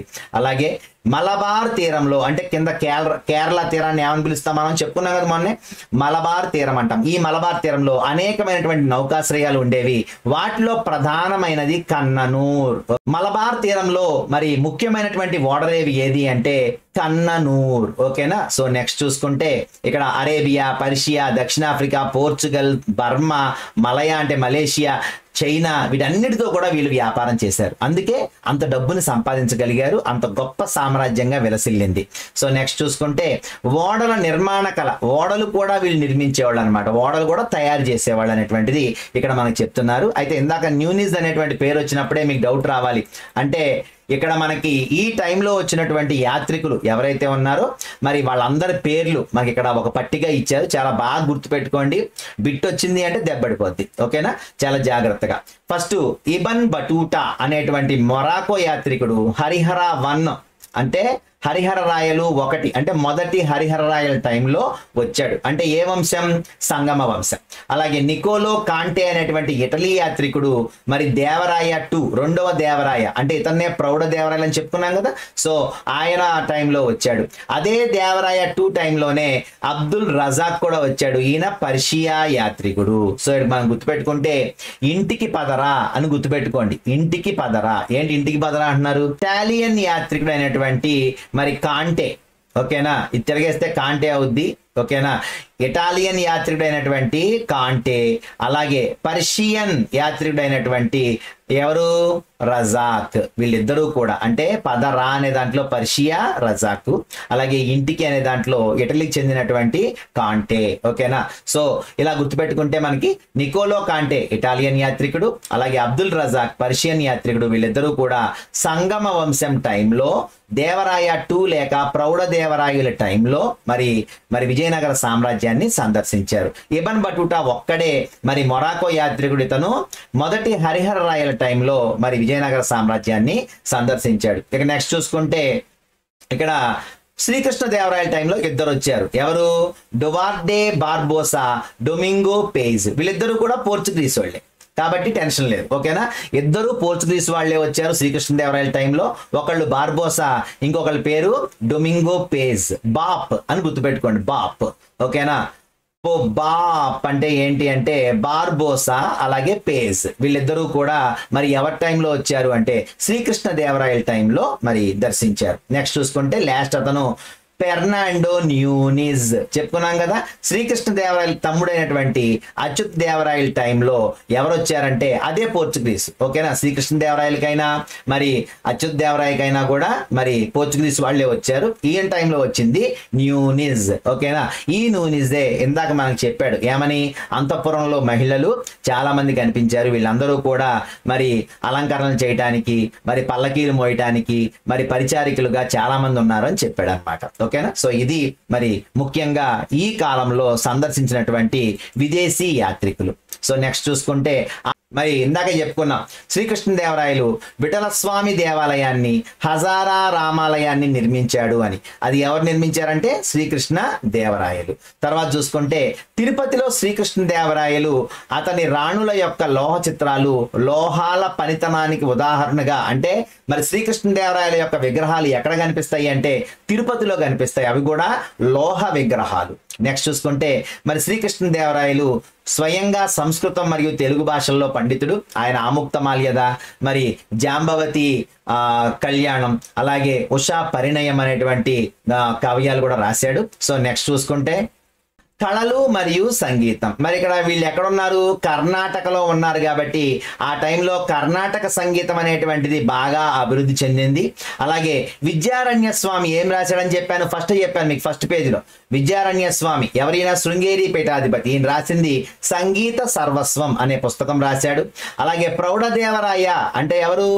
ప్రౌఢదేవరాయ అనేటను రెండవ దేవరాయలు, ఇతను మహానాటక సుధానిధి అనేటువంటి ఒక బుక్కును రాశారు. అలాగే తంజావూర్ ఆస్థానంలో దీక్షితార్, శ్యామశాస్త్రి, త్యాగరాజస్వామి అనేటువంటి కర్ణాటక సంగీత త్రయం. అంటే ఏంటి? కర్ణాటక సంగీతంలో ఈ ముగ్గురు చాలా గొప్పవాళ్ళు అనమాట. వీళ్ళ ముగ్గురు ఏ ఆస్థానంలో ఉన్నారు అంటే తంజావూర్ ఆస్థానంలో ఉన్నారు. ఏంటి ఆ పేర్లు అంటే దీక్షితార్, శ్యామశాస్త్రి, త్యాగరాజస్వామి. సో ఈ ముగ్గురు కూడా మరి మనకి ముఖ్యంగా కనిపిస్తారు. తర్వాత చూసుకుంటే నృత్య రూపాలు, డాన్సెస్ ఏముండే ఆ టైంలో అంటే మరి ముఖ్యంగా మనం చెప్పుకోవాల్సింది భరతనాట్యం. మరి భరతనాట్యాన్ని ఎవరు ప్రవేశపెట్టారు అంటే భరత ముని. భరతనాట్యాన్ని ఎవరు ప్రవేశపెట్టారండి? భరత ముని. మరి ఇతను నాట్యశాస్త్ర పుస్తకాన్ని కూడా రాశారు. ఎవరు? భరతముని. సిద్ధేంద్ర యోగి ప్రవేశపెట్టినటువంటి కూచిపూడి, అలాగే ఇతర ప్రసిద్ధ నృత్య రూపాలు కూడా, అలాగే కాకతీయుల యొక్క నృత్య రూపమైనటువంటి పేరిణి నాట్యం చెప్పుకున్నాక యుద్ధంలో ముందు వెళ్లే ముందు మరి ప్రేరణ కలిగించడానికి చేసేటువంటి నృత్యమే పేరిణి నృత్యం. ఇది కూడా మరి వీళ్ళ దగ్గర ఉంది అని చెప్తున్నారు అనమాట. సో ఏమేమన్నా గుర్తుపెట్టుకోండి, భరతనాట్యం ఉంది, కూచిపూడి ఉంది, పేరిణి నాట్యం ఉన్నాయి, 3 ఉన్నాయి. మరి భరతనాట్యం ఎవరు కనిపెట్టారు? భరతముని. ఓకేనా. కూచిపూడి ఎవరు కనిపెట్టారు? సిద్ధేంద్ర యోగి. మరి అలాగే మూడోది ఏంటిది? పేరిణి నాట్యం. ఓకేనా. సో తర్వాత చూసుకుంటే భాగవతం నుంచి ప్రత్యేకంగా వీళ్ళు యక్షగానం అనే నృత్య రూపకాన్ని తయారు చేశారు. అంటే భాగవతంలో ఉన్నటువంటి కథలన్నీ, భాగవతంలో బోల్డ్ అని కథలు ఉంటాయి, ఆ కథలు మొత్తం కూడా వీళ్ళు ఏ రూపంతో ప్రదర్శించారు? యక్షగానం. గుర్తుపెట్టుకోండి, భాగవత కథలు మరి ఏ రూపంలో ప్రదర్శించబడ్డాయి? యక్షగానం రూపంలో ప్రదర్శించబడ్డాయి. దాని తర్వాత చూసుకుంటే మరి ఇక విజయనగర సామ్రాజ్యం యొక్క క్షీణత ఎలా జరిగింది అనేది చూసుకుంటే అందరికి తెలుసు, మీ అందరికీ. ఎందుకని ఇందాకే చెప్పేశాను మీకు, శ్రీకృష్ణదేవరాయల మరణం తర్వాత అచ్యుత దేవరాయలు మరియు వెంకటరాయలు సింహాసనం అధిష్ఠించారు. ఆయన తర్వాత ఈయన అచ్యుత దేవరాయలు అంటే ఎవరు, ఆయన తమ్ముడు. ఆ తర్వాత వెంకటరాయలు సింహాసనాన్ని అధిష్ఠించారు. ఆలియ రామరాయలు ఎవరితను, శ్రీకృష్ణదేవరాయల యొక్క అల్లుడు. ఓకేనా. అలాగే అచ్యుత దేవరాయల యొక్క సేనాని. ఇతను ఏం చేశాడు, అతని తమ్ముళ్ళు ఇద్దరిని తీసుకొని ఇంకొక వ్యక్తిని, మొత్తం నలుగురు కలిసి, ఈ నలుగురు బీజాపూర్, అహ్మద్ నగర్, గోల్కొండ, బీదర్ చెప్పుకున్నాం కదా, 4 బహమనీ రాజ్యాలతో పోరాడాడు. ఆ యుద్ధమే తల్లికోట యుద్ధము లేక రాక్షస తంగడి యుద్ధము 1565లో జరిగింది. ఇందులో పాల్గొనని రాజ్యం ఏది అంటే బహమనీ రాజ్యాల్లో బీరార్ రాజ్యం లేదు. చూడండి ఇక్కడ బీజాపూర్, అహ్మద్ నగర్, గోల్కొండ, బీదర్ ఈ 4 రాజ్యాలు ఉన్నాయి. ఈ 4 రాజ్యాలు కూటమిగా ఏర్పడి 1565 తల్లికోట వద్ద ఆలియ రామరాయలను ఎదుర్కొన్నాయి. మరి రామరాయలు ఏం చేశాడు, ఇద్దరు ముస్లిం సేనాలను మోసగించి శత్రువుతో చేతులు కలిపారు. ఆలియ రామరాయలు ఓడింపబడ్డాడు. అందరూ ఓడిపోయారు. ఆ యుద్ధంలో మొత్తం నాశనం అయిపోయింది. విజయనగర సామ్రాజ్యం మొత్తం ధ్వంసం చేసి పడేశారనమాట. సో ఆలియ రామరాయలు మరియు అతని ప్రజలు కనికరం లేకుండా చంపబడ్డారు. దేవాలయాలు ధ్వంసం చేయబడ్డాయి. అందుకే ఈ యుద్ధాన్ని ఏమంటాము, రాక్షస తంగడి యుద్ధము. రాక్షసంగా ప్రవర్తించి చంపేశారు కాబట్టి దీన్ని రాక్షస తంగడి యుద్ధం అని పిలిచారు. మరి రామరాయల్ని ఏం చేశారు, జైల్లో ఉంచి ఉరి తీశారు. అలాగే విజయనగరం ముస్లిం సైన్యాలతో ధ్వంసం చేయబడింది. ఇక దాంతో విజయనగర సామ్రాజ్యం ముగింపుగా భావించబడింది. ఆ తర్వాత ఏమైంది అంటే అరవీడి తిరుమల రాయలు ఎవరికి కనిపించకుండా పారిపోయాడు. పారిపోయి అరవీడు వెళ్ళిపోయి అక్కడ పెనుగొండలో మరి ఏం చేశాడు, ఇతను ఒక రాజ్యాన్ని స్టార్ట్ చేసుకున్నాడు. అందుకే చూడండి ఇక్కడ ఇచ్చాడు, విజయనగర రాజ్యం అరవీడు రాజవంశం కింద మరో శతాబ్దం పాటు ఉనికిలో ఉంది. 100 ఏళ్ల పాటు పరిపాలించాడు. కానీ ఎక్కడ, పెనుగొండ రాజధానిగా చేసుకొని పరిపాలించాడు. ఎవరు, అరవీటి తిరుమల రాయలు. ఓకేనా. సో తిరుమల, శ్రీరంగ మరియు 2వ వెంకటరాయలు ఈ రాజవంశానికి చెందినటువంటి ముఖ్యమైన పాలకులు. చివరి రాజు ఎవరు అంటే విజయనగర రాజ్యానికి 3వ శ్రీరంగ రాయలు. విజయనగర రాజ్యంలో చివరి రాజు అనమాట. ఇక తర్వాత అసలు విజయనగర సామ్రాజ్యమే లేదు. ఎవరు, ఆ రాజు పేరు ఏంటి అంటే 3వ శ్రీరంగరాయలతో మరి విజయనగర సామ్రాజ్యమే క్షీణించిపోయింది. ఓకేనా, అంతమైపోయిందని చెప్పుకోవచ్చు ఒక రకంగా. మరి దాంతో పాటు మరి ఇక్కడ మనం చెప్పుకున్నాం రెడ్డి రాజ్యం. ఏంటి రెడ్డి రాజ్యం, గుర్తుందో గుర్తులేదో మీకు, కాకతీయ రాజ్యంలో మరి అతను చనిపోయిన తర్వాత మరి కొన్ని ఆకు రాకు గుర్తున్నాయా. సో మరి కొన్ని స్వతంత్ర రాజ్యాలు ఆవిర్భవించాయి. అందులో రెడ్డి రాజ్యం గురించి చెప్పాను మీకు, అవునా. బహమనీ రాజ్యాన్ని హసన్ గంగు అని, అలాగే విజయనగర సామ్రాజ్యాన్ని హరిహర్ రాయలు, బొక్కరాయలు అని, రెడ్డి సామ్రాజ్యాన్ని స్టార్ట్ చేశారని చెప్పాను కదా. సో ఆ రెడ్డి రాజ్యమే ఇది. ఓకేనా. సో ఈ రెడ్డి రాజ్యం ఏంటి అంటే, రెడ్డి రాజ్యాన్ని ఎవరు స్టార్ట్ చేశారంటే దక్షిణ భారతదేశంలో ప్రోలయ వేమారెడ్డి స్టార్ట్ చేశాడు. మరి రెడ్డి రాజులు 1325 నుంచి 1448 వరకు 100 సంవత్సరాల పాటు మధ్య ఆంధ్రాను పరిపాలించారు. ఇందులో గొప్ప రాజులు ఎవరు అంటే ప్రోలయ వేమారెడ్డి, అనపోతారెడ్డి, కుమారగిరి రెడ్డి, పెదకోమటి వేమారెడ్డి. ఈ నలుగురు కూడా కొంచెం ముఖ్యమైనటువంటి రాజులుగా చెప్పుకోవచ్చు అనమాట. ఓకేనా. ఎవరు వీళ్ళంతా అంటే మీకు గుర్తుందో గుర్తులేదో, మరి రేకపల్లి రాజధానిగా చేసుకొని పరిపాలించాడు. అక్కడ కొండరెడ్లు కొంతమంది వీళ్ళకి హెల్ప్ చేశారని చెప్పుకున్నాం కదా, అవునా. మరి శబరి నది ఒడ్డున ఒక రాజ్యాన్ని ఏర్పరచుకున్నారని చెప్పుకున్నాగా, ముసునూరి కాపయ్య నాయక అని చెప్పుకున్నాం, గుర్తుందా. సో అక్కడ ఉన్నటువంటి ఆ కొండరెడ్లే ఈ రెడ్డి రాజ్యాన్ని స్టార్ట్ చేశారు. ఓకేనా. సో అందువల్లనే ప్రోలయ వేమారెడ్డి, అనపోతారెడ్డి, కుమారగిరి రెడ్డి, పెదకోమటి వేమారెడ్డి ఇలాంటి వాళ్ళు. సో వీళ్ళు రెడ్డి రాజ్యం ఉత్తరాన ఒరిస్సాలోని కటక్ నుంచి దక్షిణాన కంచి వరకు, పశ్చిమాన శ్రీశైలం వరకు విస్తరించారు. మరి వీరి మొదటి రాజధాని ఏది అంటే అద్దంకి. ఎక్కడ, ప్రకాశం జిల్లాలో, ప్రజెంట్ ప్రకాశం జిల్లాలో ఉన్నటువంటి అద్దంకిని వీళ్ళు మొదటి రాజధానిగా చేసుకున్నారు. ఆ తర్వాత కొండవీడుకు మారిపోయారు. అక్కడి నుంచి ఏం చేశారు, కొండవీడుకు మారారు. ఆ తర్వాత రాజమండ్రి దగ్గర కూడా ఒక బ్రాంచ్ ఓపెన్ చేశారు. అదే ఒక చిన్న బ్రాంచ్ అనమాట. అంటే మెయిన్ ఏమో అద్దంకి ఫస్ట్, తర్వాత కొండవీడు. బ్రాంచ్ ఆఫీస్ ఎక్కడ ఓపెన్ చేశారు అంటే రాజమండ్రిలో కూడా ఓపెన్ చేశారు. మరి విజయవాడ దగ్గరలో మీకు కొండపల్లి కోట అని ఉంటుంది. విజయవాడ నుంచి నందిగామ వెళ్తూ ఉంటే మధ్యలో కొండపల్లికి వెళ్ళే రూట్ ఉంటుంది అనమాట. అక్కడ కోట ఉంటుంది, మీకు ఆల్రెడీ కొండపల్లి కోట, కొండపల్లి కిల్లా అని కొట్టారు అనుకోండి, మొత్తం కనిపిస్తుంది అనమాట. చాలా బాగుంటుంది కోట. మరి ఎప్పుడైనా ఎవరైనా కోటలు చూడని వాళ్ళు ఉంటే అక్కడికి వెళ్ళి అన్నీ చూడొచ్చు, మొత్తం కనిపిస్తాయి అనమాట. సో మన దగ్గరలో ఉన్నటువంటి కొండ కొండపల్లి కోట. అలాగే గుంటూరుకు పశ్చిమాన కొండవీడి దగ్గర మరొకటి పెద్ద పర్వత దుర్గాలను నిర్మించినటువంటి వాళ్ళే ఈ రెడ్డి రాజ్యం వాళ్ళు. సో పల్నాడు ప్రాంతంలో బెల్లంకొండ, వినుకొండ, నాగార్జునకొండ ఇవన్నీ కూడా, అందుకనే కొండ అని ఉందంటే ఏంటి, కొండరెడ్ల రాజ్యం అన్నమాట. అందుకనే ఇలా అన్ని పేర్లు కూడా చూడండి కొండ అని ఉంటది అనమాట. అర్థమైందా? సో కొండవీడు, కొండపల్లి ఇవన్నీ ఏంటి, నాగార్జునకొండ, వినుకొండ, బెల్లంకొండ అంటే ఆ ప్రాంతాలన్నీ కొండరెడ్లు పరిపాలించిన రాజ్యాలుగా మీరు గుర్తుపెట్టుకోవాలి. ఓకేనా? వాళ్ళ పేరు మీదుగా, అందుకనే ఇవన్నీ కొండతో ఉంటాయి. సో బెల్లంకొండ, వినుకొండ, నాగార్జునకొండ కూడా రెడ్డి రాజ్యంలో భాగంగా ఉండేవనేది ఇక్కడ మనకి ఇవ్వటం జరిగింది. ఓకేనా? సో ఇది రెడ్డి రాజ్యం గురించి ఇంపార్టెంట్ టాపిక్స్. మరి రెడ్డి రాజుల ఆస్థానంలో ఎవరెవరు ఉన్నారనేది ఇక్కడ ఇచ్చాడు. రెడ్డి రాజుల ఆస్థానంలో హిందూ మతం, వీళ్ళు కూడా హిందువులే. మరి ఇక్కడ వీళ్ళ టైంలో ఆంధ్ర మహాభారతాన్ని రచించినటువంటి కవిత్రయంలో ఒకరైనటువంటి ఎర్రాప్రగడ, ఓకేనా, ఎర్రన ఎవరి ఆస్థానంలో ఉన్నాడు అంటే ప్రోలయ వేమారెడ్డి ఆస్థానంలో ఉన్నాడు. ఎవరి ఆస్థానంలో ఉన్నాడు? ప్రోలయ వేమారెడ్డి ఆస్థానంలో ఎర్రాప్రగడ, ఎర్రన ఉన్నాడు. సో మరి తర్వాత ఈయనకి ఏ బిరుదు ఉంది అంటే ప్రబంధ పరమేశ్వరుడు అనేటువంటి బిరుదు కలిగిన వ్యక్తి ఎవరు అంటే ఎర్రన. ఓకేనా? ప్రబంధ పరమేశ్వరుడు అనేటువంటి బిరుదు ఎవరికి ఉంది అంటే ఎర్రనికి ఉంది. ఈయన ఎవరి ఆస్థానంలో ఉన్నాడంటే ప్రోలయ వేమారెడ్డి యొక్క ఆస్థానంలో ఉన్నాడు. మరి వీరి పరిపాలన ఎలా జరిగింది అంటే ధర్మ సూత్రాల ఆధారంగా జరిగింది. వ్యవసాయం మిగులులో 1/6 అంటే 1/6 వంతు పన్ను. సేమ్ వాళ్ళ రాజ్యం ఎలా ఉంటుందో వీళ్ళది అలాగే ఉంటుంది. ఎందుకని వీళ్ళు పక్క పక్కనే ఉన్నప్పుడు ఒకళ్ళు తెలుసుకుంటారు కదా, అందుకని అందరూ ఒకటే. అర్థమైందా? సో అనపోతారెడ్డి పాలనలో కస్టమ్ సుంకాలు, వాణిజ్యంపై పన్నులు రద్దు చేశారు. మరి మోటుపల్లి నౌకాశ్రయం అనేటువంటిది కూడా మరి జరిగింది, బాగా జరిగింది. మోటుపల్లి ఎవరిది? గణపతి దేవుడు మోటుపల్లి శాసనం వేయించాడు కాకతీయ రాజ్యంలో, అవునా? సో అదే మోటుపల్లి నౌకాశ్రయం. తర్వాత సముద్ర వ్యాపారం కూడా వీళ్ళు అక్కడ చేశారంటున్నారు. ఎవరు ఓడిచ్చారు వీళ్ళని? రేచర్ల ప్రభువులు, అలాగే ఒరిస్సాకు చెందినటువంటి గజపతులు. వీళ్ళిద్దరూ కూడా మరి వీళ్ళ మీద మాటిమాటికి యుద్ధానికి వచ్చేసరికి వీళ్ళ రాజ్యం మెల్లమెల్లగా క్షీణించిపోయింది. రెడ్డి రాజులు గోల్కొండ ముస్లిం రాజుల సామ్రాజ్యంలో సామంతులుగా స్థిరపడాల్సి వచ్చింది. అంటే వీళ్ళ తర్వాత రాజ్యాన్ని కోల్పోయారు.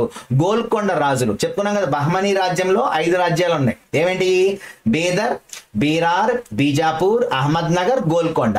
ఈ గోల్కొండ నవాబులు మరి మెల్లగా వీళ్ళ రాజ్యాన్ని ఆక్రమించేసుకుంటే వీళ్ళు రెడ్డి రాజులు అందరూ కూడా వాళ్ళ దగ్గర సామంతులుగా స్థిరపడిపోయారు అనమాట. ఓకేనా? సో నెక్స్ట్ చూసుకుంటే బహమనీ రాజ్యం గురించి కూడా 2 ముక్కలు ఇచ్చాడు. ఏంటి మరి అంత పెద్ద రాజ్యం అయినటువంటి విజయనగర సామ్రాజ్యం గురించి ఇన్ని పేజీలు ఇచ్చారు, మరి మా గురించి కొంచెమైనా ఎవరా అని అడిగారంటే ఎవరు, అందుకని బహమనీ సామ్రాజ్యం గురించి కూడా ఇక్కడ ఇవ్వడం జరిగింది. సో బహమనీ రాజ్యాన్ని స్టార్ట్ చేసింది ఎవరు? అల్లావుద్దీన్ బహమన్ షా 1347వ సంవత్సరంలో బహమనీ రాజ్యాన్ని స్టార్ట్ చేశాడు. ఓకేనా? ఇతనికే ఇంకొక పేరేంటి అంటే హసన్ గంగు. ఓకేనా? ఎవరు బహమనీ రాజ్యాన్ని స్టార్ట్ చేశారు అంటే అల్లావుద్దీన్ బహమన్ షా. ఆ పేరులోనే ఉంది, బహమ్మన్ అనే పేరుంది కాబట్టి ఆ రాజ్యం పేరు బహమనీ రాజ్యం. ఓకేనా? సో ఈయన స్టార్ట్ చేసినటువంటి ఈ రాజ్యమే మరి ఇతని యొక్క రాజధాని ఏది అంటే గుల్బర్గా. ఏంటి రాజధాని? గుల్బర్గా రాజధానిగా చేసుకొని ఇతను మరి బహమనీ సామ్రాజ్యాన్ని స్టార్ట్ చేశాడు. ఇతనుకున్నటువంటి ఇంకొక పేరేంటి అంటే హసన్ గంగు. మొత్తం ఎంతమంది పరిపాలించారు ఈ రాజ్యాన్ని అంటే 14 మంది సుల్తాన్లు పరిపాలించారు. వీళ్ళందరూ ముస్లిమ్స్. ఓకేనా? సో ఇందులో అల్లావుద్దీన్ బహమన్ షా, మొదటి మహమ్మద్ షా, ఫిరోజ్ షా ఇలాంటి వాళ్ళందరూ కూడా చాలా ఇంపార్టెంట్ రాజులు. అహ్మద్ అలీ షా ఏం చేశాడు అంటే గుల్బర్గా నుంచి బేదర్కి వీళ్ళ యొక్క రాజధానిని మార్చాడు. గుర్తుపెట్టుకోండి, బహమనీ సామ్రాజ్యం 5 ముక్కలు అయిపోయింది తర్వాత లాస్ట్ లో, కానీ ఫస్ట్ బహమనీ రాజ్యం మాత్రం మొత్తం పెద్దదే. ఓకేనా? సో ఎవరు గుల్బర్గా నుంచి బేదర్కి రాజధానిని మార్చారు అంటే అహ్మద్ అలీ షా. ఈ రాజులలో ఒక రాజు అయినటువంటి అహ్మద్ అలీ షా మరి ఎక్కడి నుంచి? ఈ గుల్బర్గా నుంచి బేదర్కి రాజధానిని మార్చాడు. మరి 3వ మహమ్మద్ షా పాలనలో ఈ బహమని రాజ్యం బాగా బలం పుంజుకుంది. ఎవరు బాగా పరిపాలించారు అంటే మూడవ మహమ్మద్ షా బాగా పరిపాలించాడు. కారణం ఏంటి అంటే అతని దగ్గర ఉన్నటువంటి ఒక మంత్రి. ఓకేనా. సో ఈ రాజ్యం అరేబియా సముద్రం నుంచి బంగాళాఖాతం వరకు విస్తరించింది, పశ్చిమాన గోవా నుంచి బొంబాయి వరకు విస్తరించింది, తూర్పున కాకినాడ నుంచి కృష్ణానది ముఖద్వారం వరకు విస్తరించింది. మరి ఈ విజయాలన్నిటికీ కారణం ఎవరు? మహమ్మద్ గవాన్. ఓకేనా. ఈయన దగ్గర మినిస్టర్ గా పనిచేసేటువంటి మహమ్మద్ గవాన్ వల్లే మరి ఈ బహమని రాజ్యం అంత బలోపేతమైంది. ఎవరి టైంలో? మూడవ మహమ్మద్ షా టైంలో అనేటువంటిది ఇచ్చారు. ఎవరి మహమ్మద్ గవాన్, ఆయన గురించి కూడా 2 మాటలు ఇచ్చారు. అది కూడా చూసేస్తే ఈ పాఠం అయిపోద్ది. ఓకేనా. సో మహమ్మద్ గవాన్ ఎవరు అంటే ఒక పర్షియన్ వ్యాపారి ఈయన. అయితే ఈయన 42 ఏళ్ల వయసులో భారత్కు వచ్చేసి బహమని రాజ్యంలో చేరిపోయాడు. కొంతకాలంలోనే ఇతని యొక్క శక్తి సామర్థ్యాలన్నీ కూడా మెచ్చుకున్నాడు రాజుగారు. మరి మూడవ మహమ్మద్ షాకి ఇతని యొక్క తెలివితేటలు నచ్చి ఏం చేశాడు? ఇతన్ని ముఖ్యమంత్రిని చేశాడు. అంటే మొత్తం రాజ్యంలోనే గొప్ప పోస్టులో ఇతను నియమించాడు. అయితే ఇతను ఏం చేశాడు? గొప్ప మేధావి కూడా ఇతను ఏం చేశాడు అంటే విజయనగరం, ఒరిస్సా మరియు కృష్ణా గోదావరి డెల్టాపై ఎన్నో యుద్ధాలు చేశాడు. వరుస విజయాల ద్వారా బహమని సామ్రాజ్యాన్ని విస్తరించాడు. అయితే మరి ఇంత చేసిన తర్వాత మరి ఈయన జరిగినటువంటి సత్కారం ఏంటో చూడండి. ఏం జరిగింది అంటే సుల్తాన్ అధికారాన్ని పెంచడం కోసం ప్రతి రాష్ట్రంలో అధికారులను నియమించారు. అంటే ఏం చేశారు? బహమనీ సుల్తాన్ యొక్క రాజ్యాన్ని పెంచడం కోసం వీళ్ళు ప్రతి రాష్ట్రంలో కూడా కొంతమంది అధికారులను నియమించారు. వీళ్ళు ఏం చేయాలి? అసలు అక్కడ ఎలా ఉంది పరిస్థితులు, అలాంటివన్నీ కూడా ఎవరికి చెప్పాలి అంటే ఎప్పటికప్పుడు గవాన్కి చెప్పాలి. అంటే గవాన్ను ఏం చేస్తాడు? తన తెలివితేటలతో అలా ఎదిరించిన వారిని చంపేయటం కానీ, వాళ్ళని తప్పించడం కానీ, వాళ్ళని ఏదో రకంగా మట్టిబెట్టడం కానీ చేసి రాజ్యాన్ని విస్తరించుకుంటూ పోయాడు. అయితే ఎక్కడైతే ప్రభువుల ప్రాంతాలపై సుల్తాన్ నియంత్రణను పెంచడమే దీని ఉద్దేశం. చాలా కోటలు ఈ అధికారుల నియంత్రణలో ఉన్నాయి. అయితే ఈ కోటల్ని మాత్రం నియంత్రణ ఎవరి చేతుల్లో ఉంచారు? ఆ అధికారుల చేతుల్లో ఉంచారు. ఎప్పటికప్పుడు విషయాలు వీళ్ళకి చేరవేయటం, మరి అక్కడ ఏం జరుగుతుందో చెప్పడం అంతా కూడా వీళ్ళ బాధ్యతగా పెట్టారు. అయితే ఏం చేశారు? ఇక్కడ బాధ్యతలు విస్మరించినటువంటి ప్రభువులకు వేతనాలు తగ్గించబడ్డాయి. అంటే ఏం చేశాడు? సరిగ్గా ఎవడైనా పని చేయలేదు అనుకోండి, ఆయన తిట్టట్లేదు, కొట్టట్లేదు, వాళ్ళ జీతాలు తగ్గిస్తున్నారు. సో జీతం తగ్గిస్తే ఎవరికైనా కోపమే కదా. సో మరి జీతాలు తగ్గించేసరికి వాళ్ళందరికీ కోపం వచ్చింది. ఇక అప్పుడు వాళ్ళు ఏం చేశారంటే వీడుంటే, ఈ మహమ్మద్ గవాన్ ఉంటే మన ఆటలు సాగవు, వీడు పెద్ద వేస్ట్ గడ్లా ఉన్నాడు, వీడి వల్ల మన జీతాలు తగ్గించిపోయాయని చెప్పేసి వాళ్ళందరికీ కోపం వచ్చి ఇల్లు మరి గవాన్కి వ్యతిరేకంగా ఏం చేశారు అంటే కుట్ర పన్ని మెల్లగా వెళ్ళి ఇతనికి రెచ్చగొట్టారు సుల్తాన్ని. ఏమని? మీరు మా దగ్గర నుంచి ఏమని అడుగుతున్నాడు అంటే మీరందరూ నాకు హెల్ప్ చేయండి, మరి మూడో మహమ్మద్ షాని లేపేసి మనమే రాజ్యాన్ని ఆక్రమిద్దామని చెప్తున్నాడు అని చెప్పేసి దొంగ మాటలు చెప్పారు. మహమ్మద్ గవాన్ మీద సుల్తాన్కి రెచ్చగొట్టే మాటలు చెప్పారు. దాంతో మరి మరణశిక్ష విధించవలసిందిగా సుల్తాన్ని ప్రేరేపించారు. మూడవ మహమ్మద్ షా 1482లో మరణించాడు. అతన్ని చచ్చిపోయాడు. అలాగే ఆ తర్వాత మహమ్మద్ షా కూడా చనిపోయాడు. మరి బలమైన రాజు చనిపోతే ఏమైపోద్ది? ఆటోమేటిక్ గా తర్వాత రాజ్యపాలన చేసిన వాళ్ళందరూ బలహీనులు. అందువల్ల ఎవరికి వాళ్ళు స్వతంత్ర రాజ్యాలు ఏర్పరచుకున్నారు. 5 రాజ్యాలుగా బహమనీ సామ్రాజ్యం విడిపోయింది. అవే అహ్మద్ నగర్, బీరార్, బీదర్, బీజాపూర్, గోల్కొండ. సో ఈ 5 స్వతంత్ర రాజ్యాలుగా మరి బహమనీ సామ్రాజ్యం నుంచి విడిపోయి స్వతంత్ర పాలన చేసినాయి. సో ఇది ఈ పాఠానికి సంబంధించి ఇంపార్టెంట్ బిట్స్ అండ్ మ్యాటర్ అన్నమాట. సో మరి దీంట్లో బిట్స్ ఉన్నాయి, అవి కూడా చూసేద్దాం. అంతర్వేది అంటే 2 నదుల మధ్యలో ఉన్నటువంటి భాగము. ఓకేనా. అలాగే నాయక అంటే చక్రవర్తి తరపున పౌర మరియు సైనిక విధులను నిర్వహించే వాళ్ళని నాయక అంటాం. చెప్పుకున్నాం కదా ఇందాక మనం అమర నాయకుల గురించి, మరి ఆయగారులు లేక నాయకుల గురించి చెప్పుకున్నాం. అదనమాట అది. ఓకేనా. సో నెక్స్ట్ చూసుకుంటే శ్రీకృష్ణదేవరాయలు ఏ రాజవంశం? తుళువా. అలాగే ఎవరి కాలంలో విజయనగర సామ్రాజ్యం స్థాపించబడింది? మహమ్మద్ బిన్ తుగ్లక్. అలాగే ఏ సంవత్సరంలో రాక్షస తంగడి లేక తల్లికోట యుద్ధం జరిగింది? 1565వ సంవత్సరంలో. ఆ తర్వాత మధురా విజయం అనే పుస్తకాన్ని రాసింది ఎవరు? కుమార కంపన యొక్క భార్య అయిన గంగాదేవి. బహమనీ రాజ్య స్థాపకుడు ఎవరు? అల్లావుద్దీన్ బహమన్ షా. ఈయన పేరులోనే బహమన్ ఉంది కాబట్టి ఈ రాజ్యానికి బహమనీ రాజ్యం అని పేరు వచ్చింది. ఇక శ్రీకృష్ణ దేవరాయల యొక్క బిరుదు ఆంధ్ర భోజుడు. మహమ్మద్ గవాన్ ఎవరు అంటే ముఖ్యమంత్రి. ఎవరి దగ్గర? మూడవ మహమ్మద్ షా దగ్గర. తర్వాత విజయనగర సామ్రాజ్యం తుంగభద్ర నది ఒడ్డున స్టార్ట్ చేయబడింది. గుల్బర్గా ఏంటి అంటే బహమనీలు యొక్క రాజధాని నగరం. ఆ తర్వాత అబ్దుల్ రజాక్ ఎవరు అంటే పర్షియన్ విదేశీ యాత్రికుడు. ఇతను మరి విజయనగర సామ్రాజ్యాన్ని సందర్శించిన విదేశీ యాత్రికుడు. సో ఇది మరి ఈ పాఠానికి సంబంధించినటువంటి ఇంపార్టెంట్ బిట్స్. అయితే మరి నా వీడియోస్ మీకు బాగా అర్థమవుతున్నట్టు ఉన్నాయి, మీరు పెట్టే కామెంట్స్ని బట్టి నాకు తెలుస్తూ ఉంది. అయితే బాగున్నాయి కాబట్టి 10 మందికి షేర్ చేయండి. ఎవరైతే ఈ అవసరం ఉన్నటువంటి వాళ్ళు ఉన్నారో వాళ్ళందరూ కూడా ఉపయోగించుకోగలుగుతారు. నేను ఇవేమి డబ్బులకు అమ్ముకోవట్లేదు, అలాగే ఎక్కడా కూడా కాస్ట్ పెట్టినటువంటి వీడియోస్ కాదు. ఫ్రీగా యూట్యూబ్లో మీ అందరికీ కూడా మరి ఉచితంగా ఇస్తున్నటువంటి వీడియోస్. ఎవరో ఒకరికి నా వల్ల మేలు జరగాలని చెప్పేసి మంచి సదుద్దేశంతో మా నాన్నగారి గుర్తుగా చేస్తున్నటువంటి ఈ వీడియోస్ని మీరందరూ కూడా ఆదరిస్తున్నందుకు మీ అందరికీ నా మనఃపూర్వక ధన్యవాదాలు తెలియజేసుకుంటున్నాను. మరిన్ని వీడియోస్తో మళ్ళీ మీ ముందుకు వస్తాను. టిల్ దాన్ గుడ్ బై.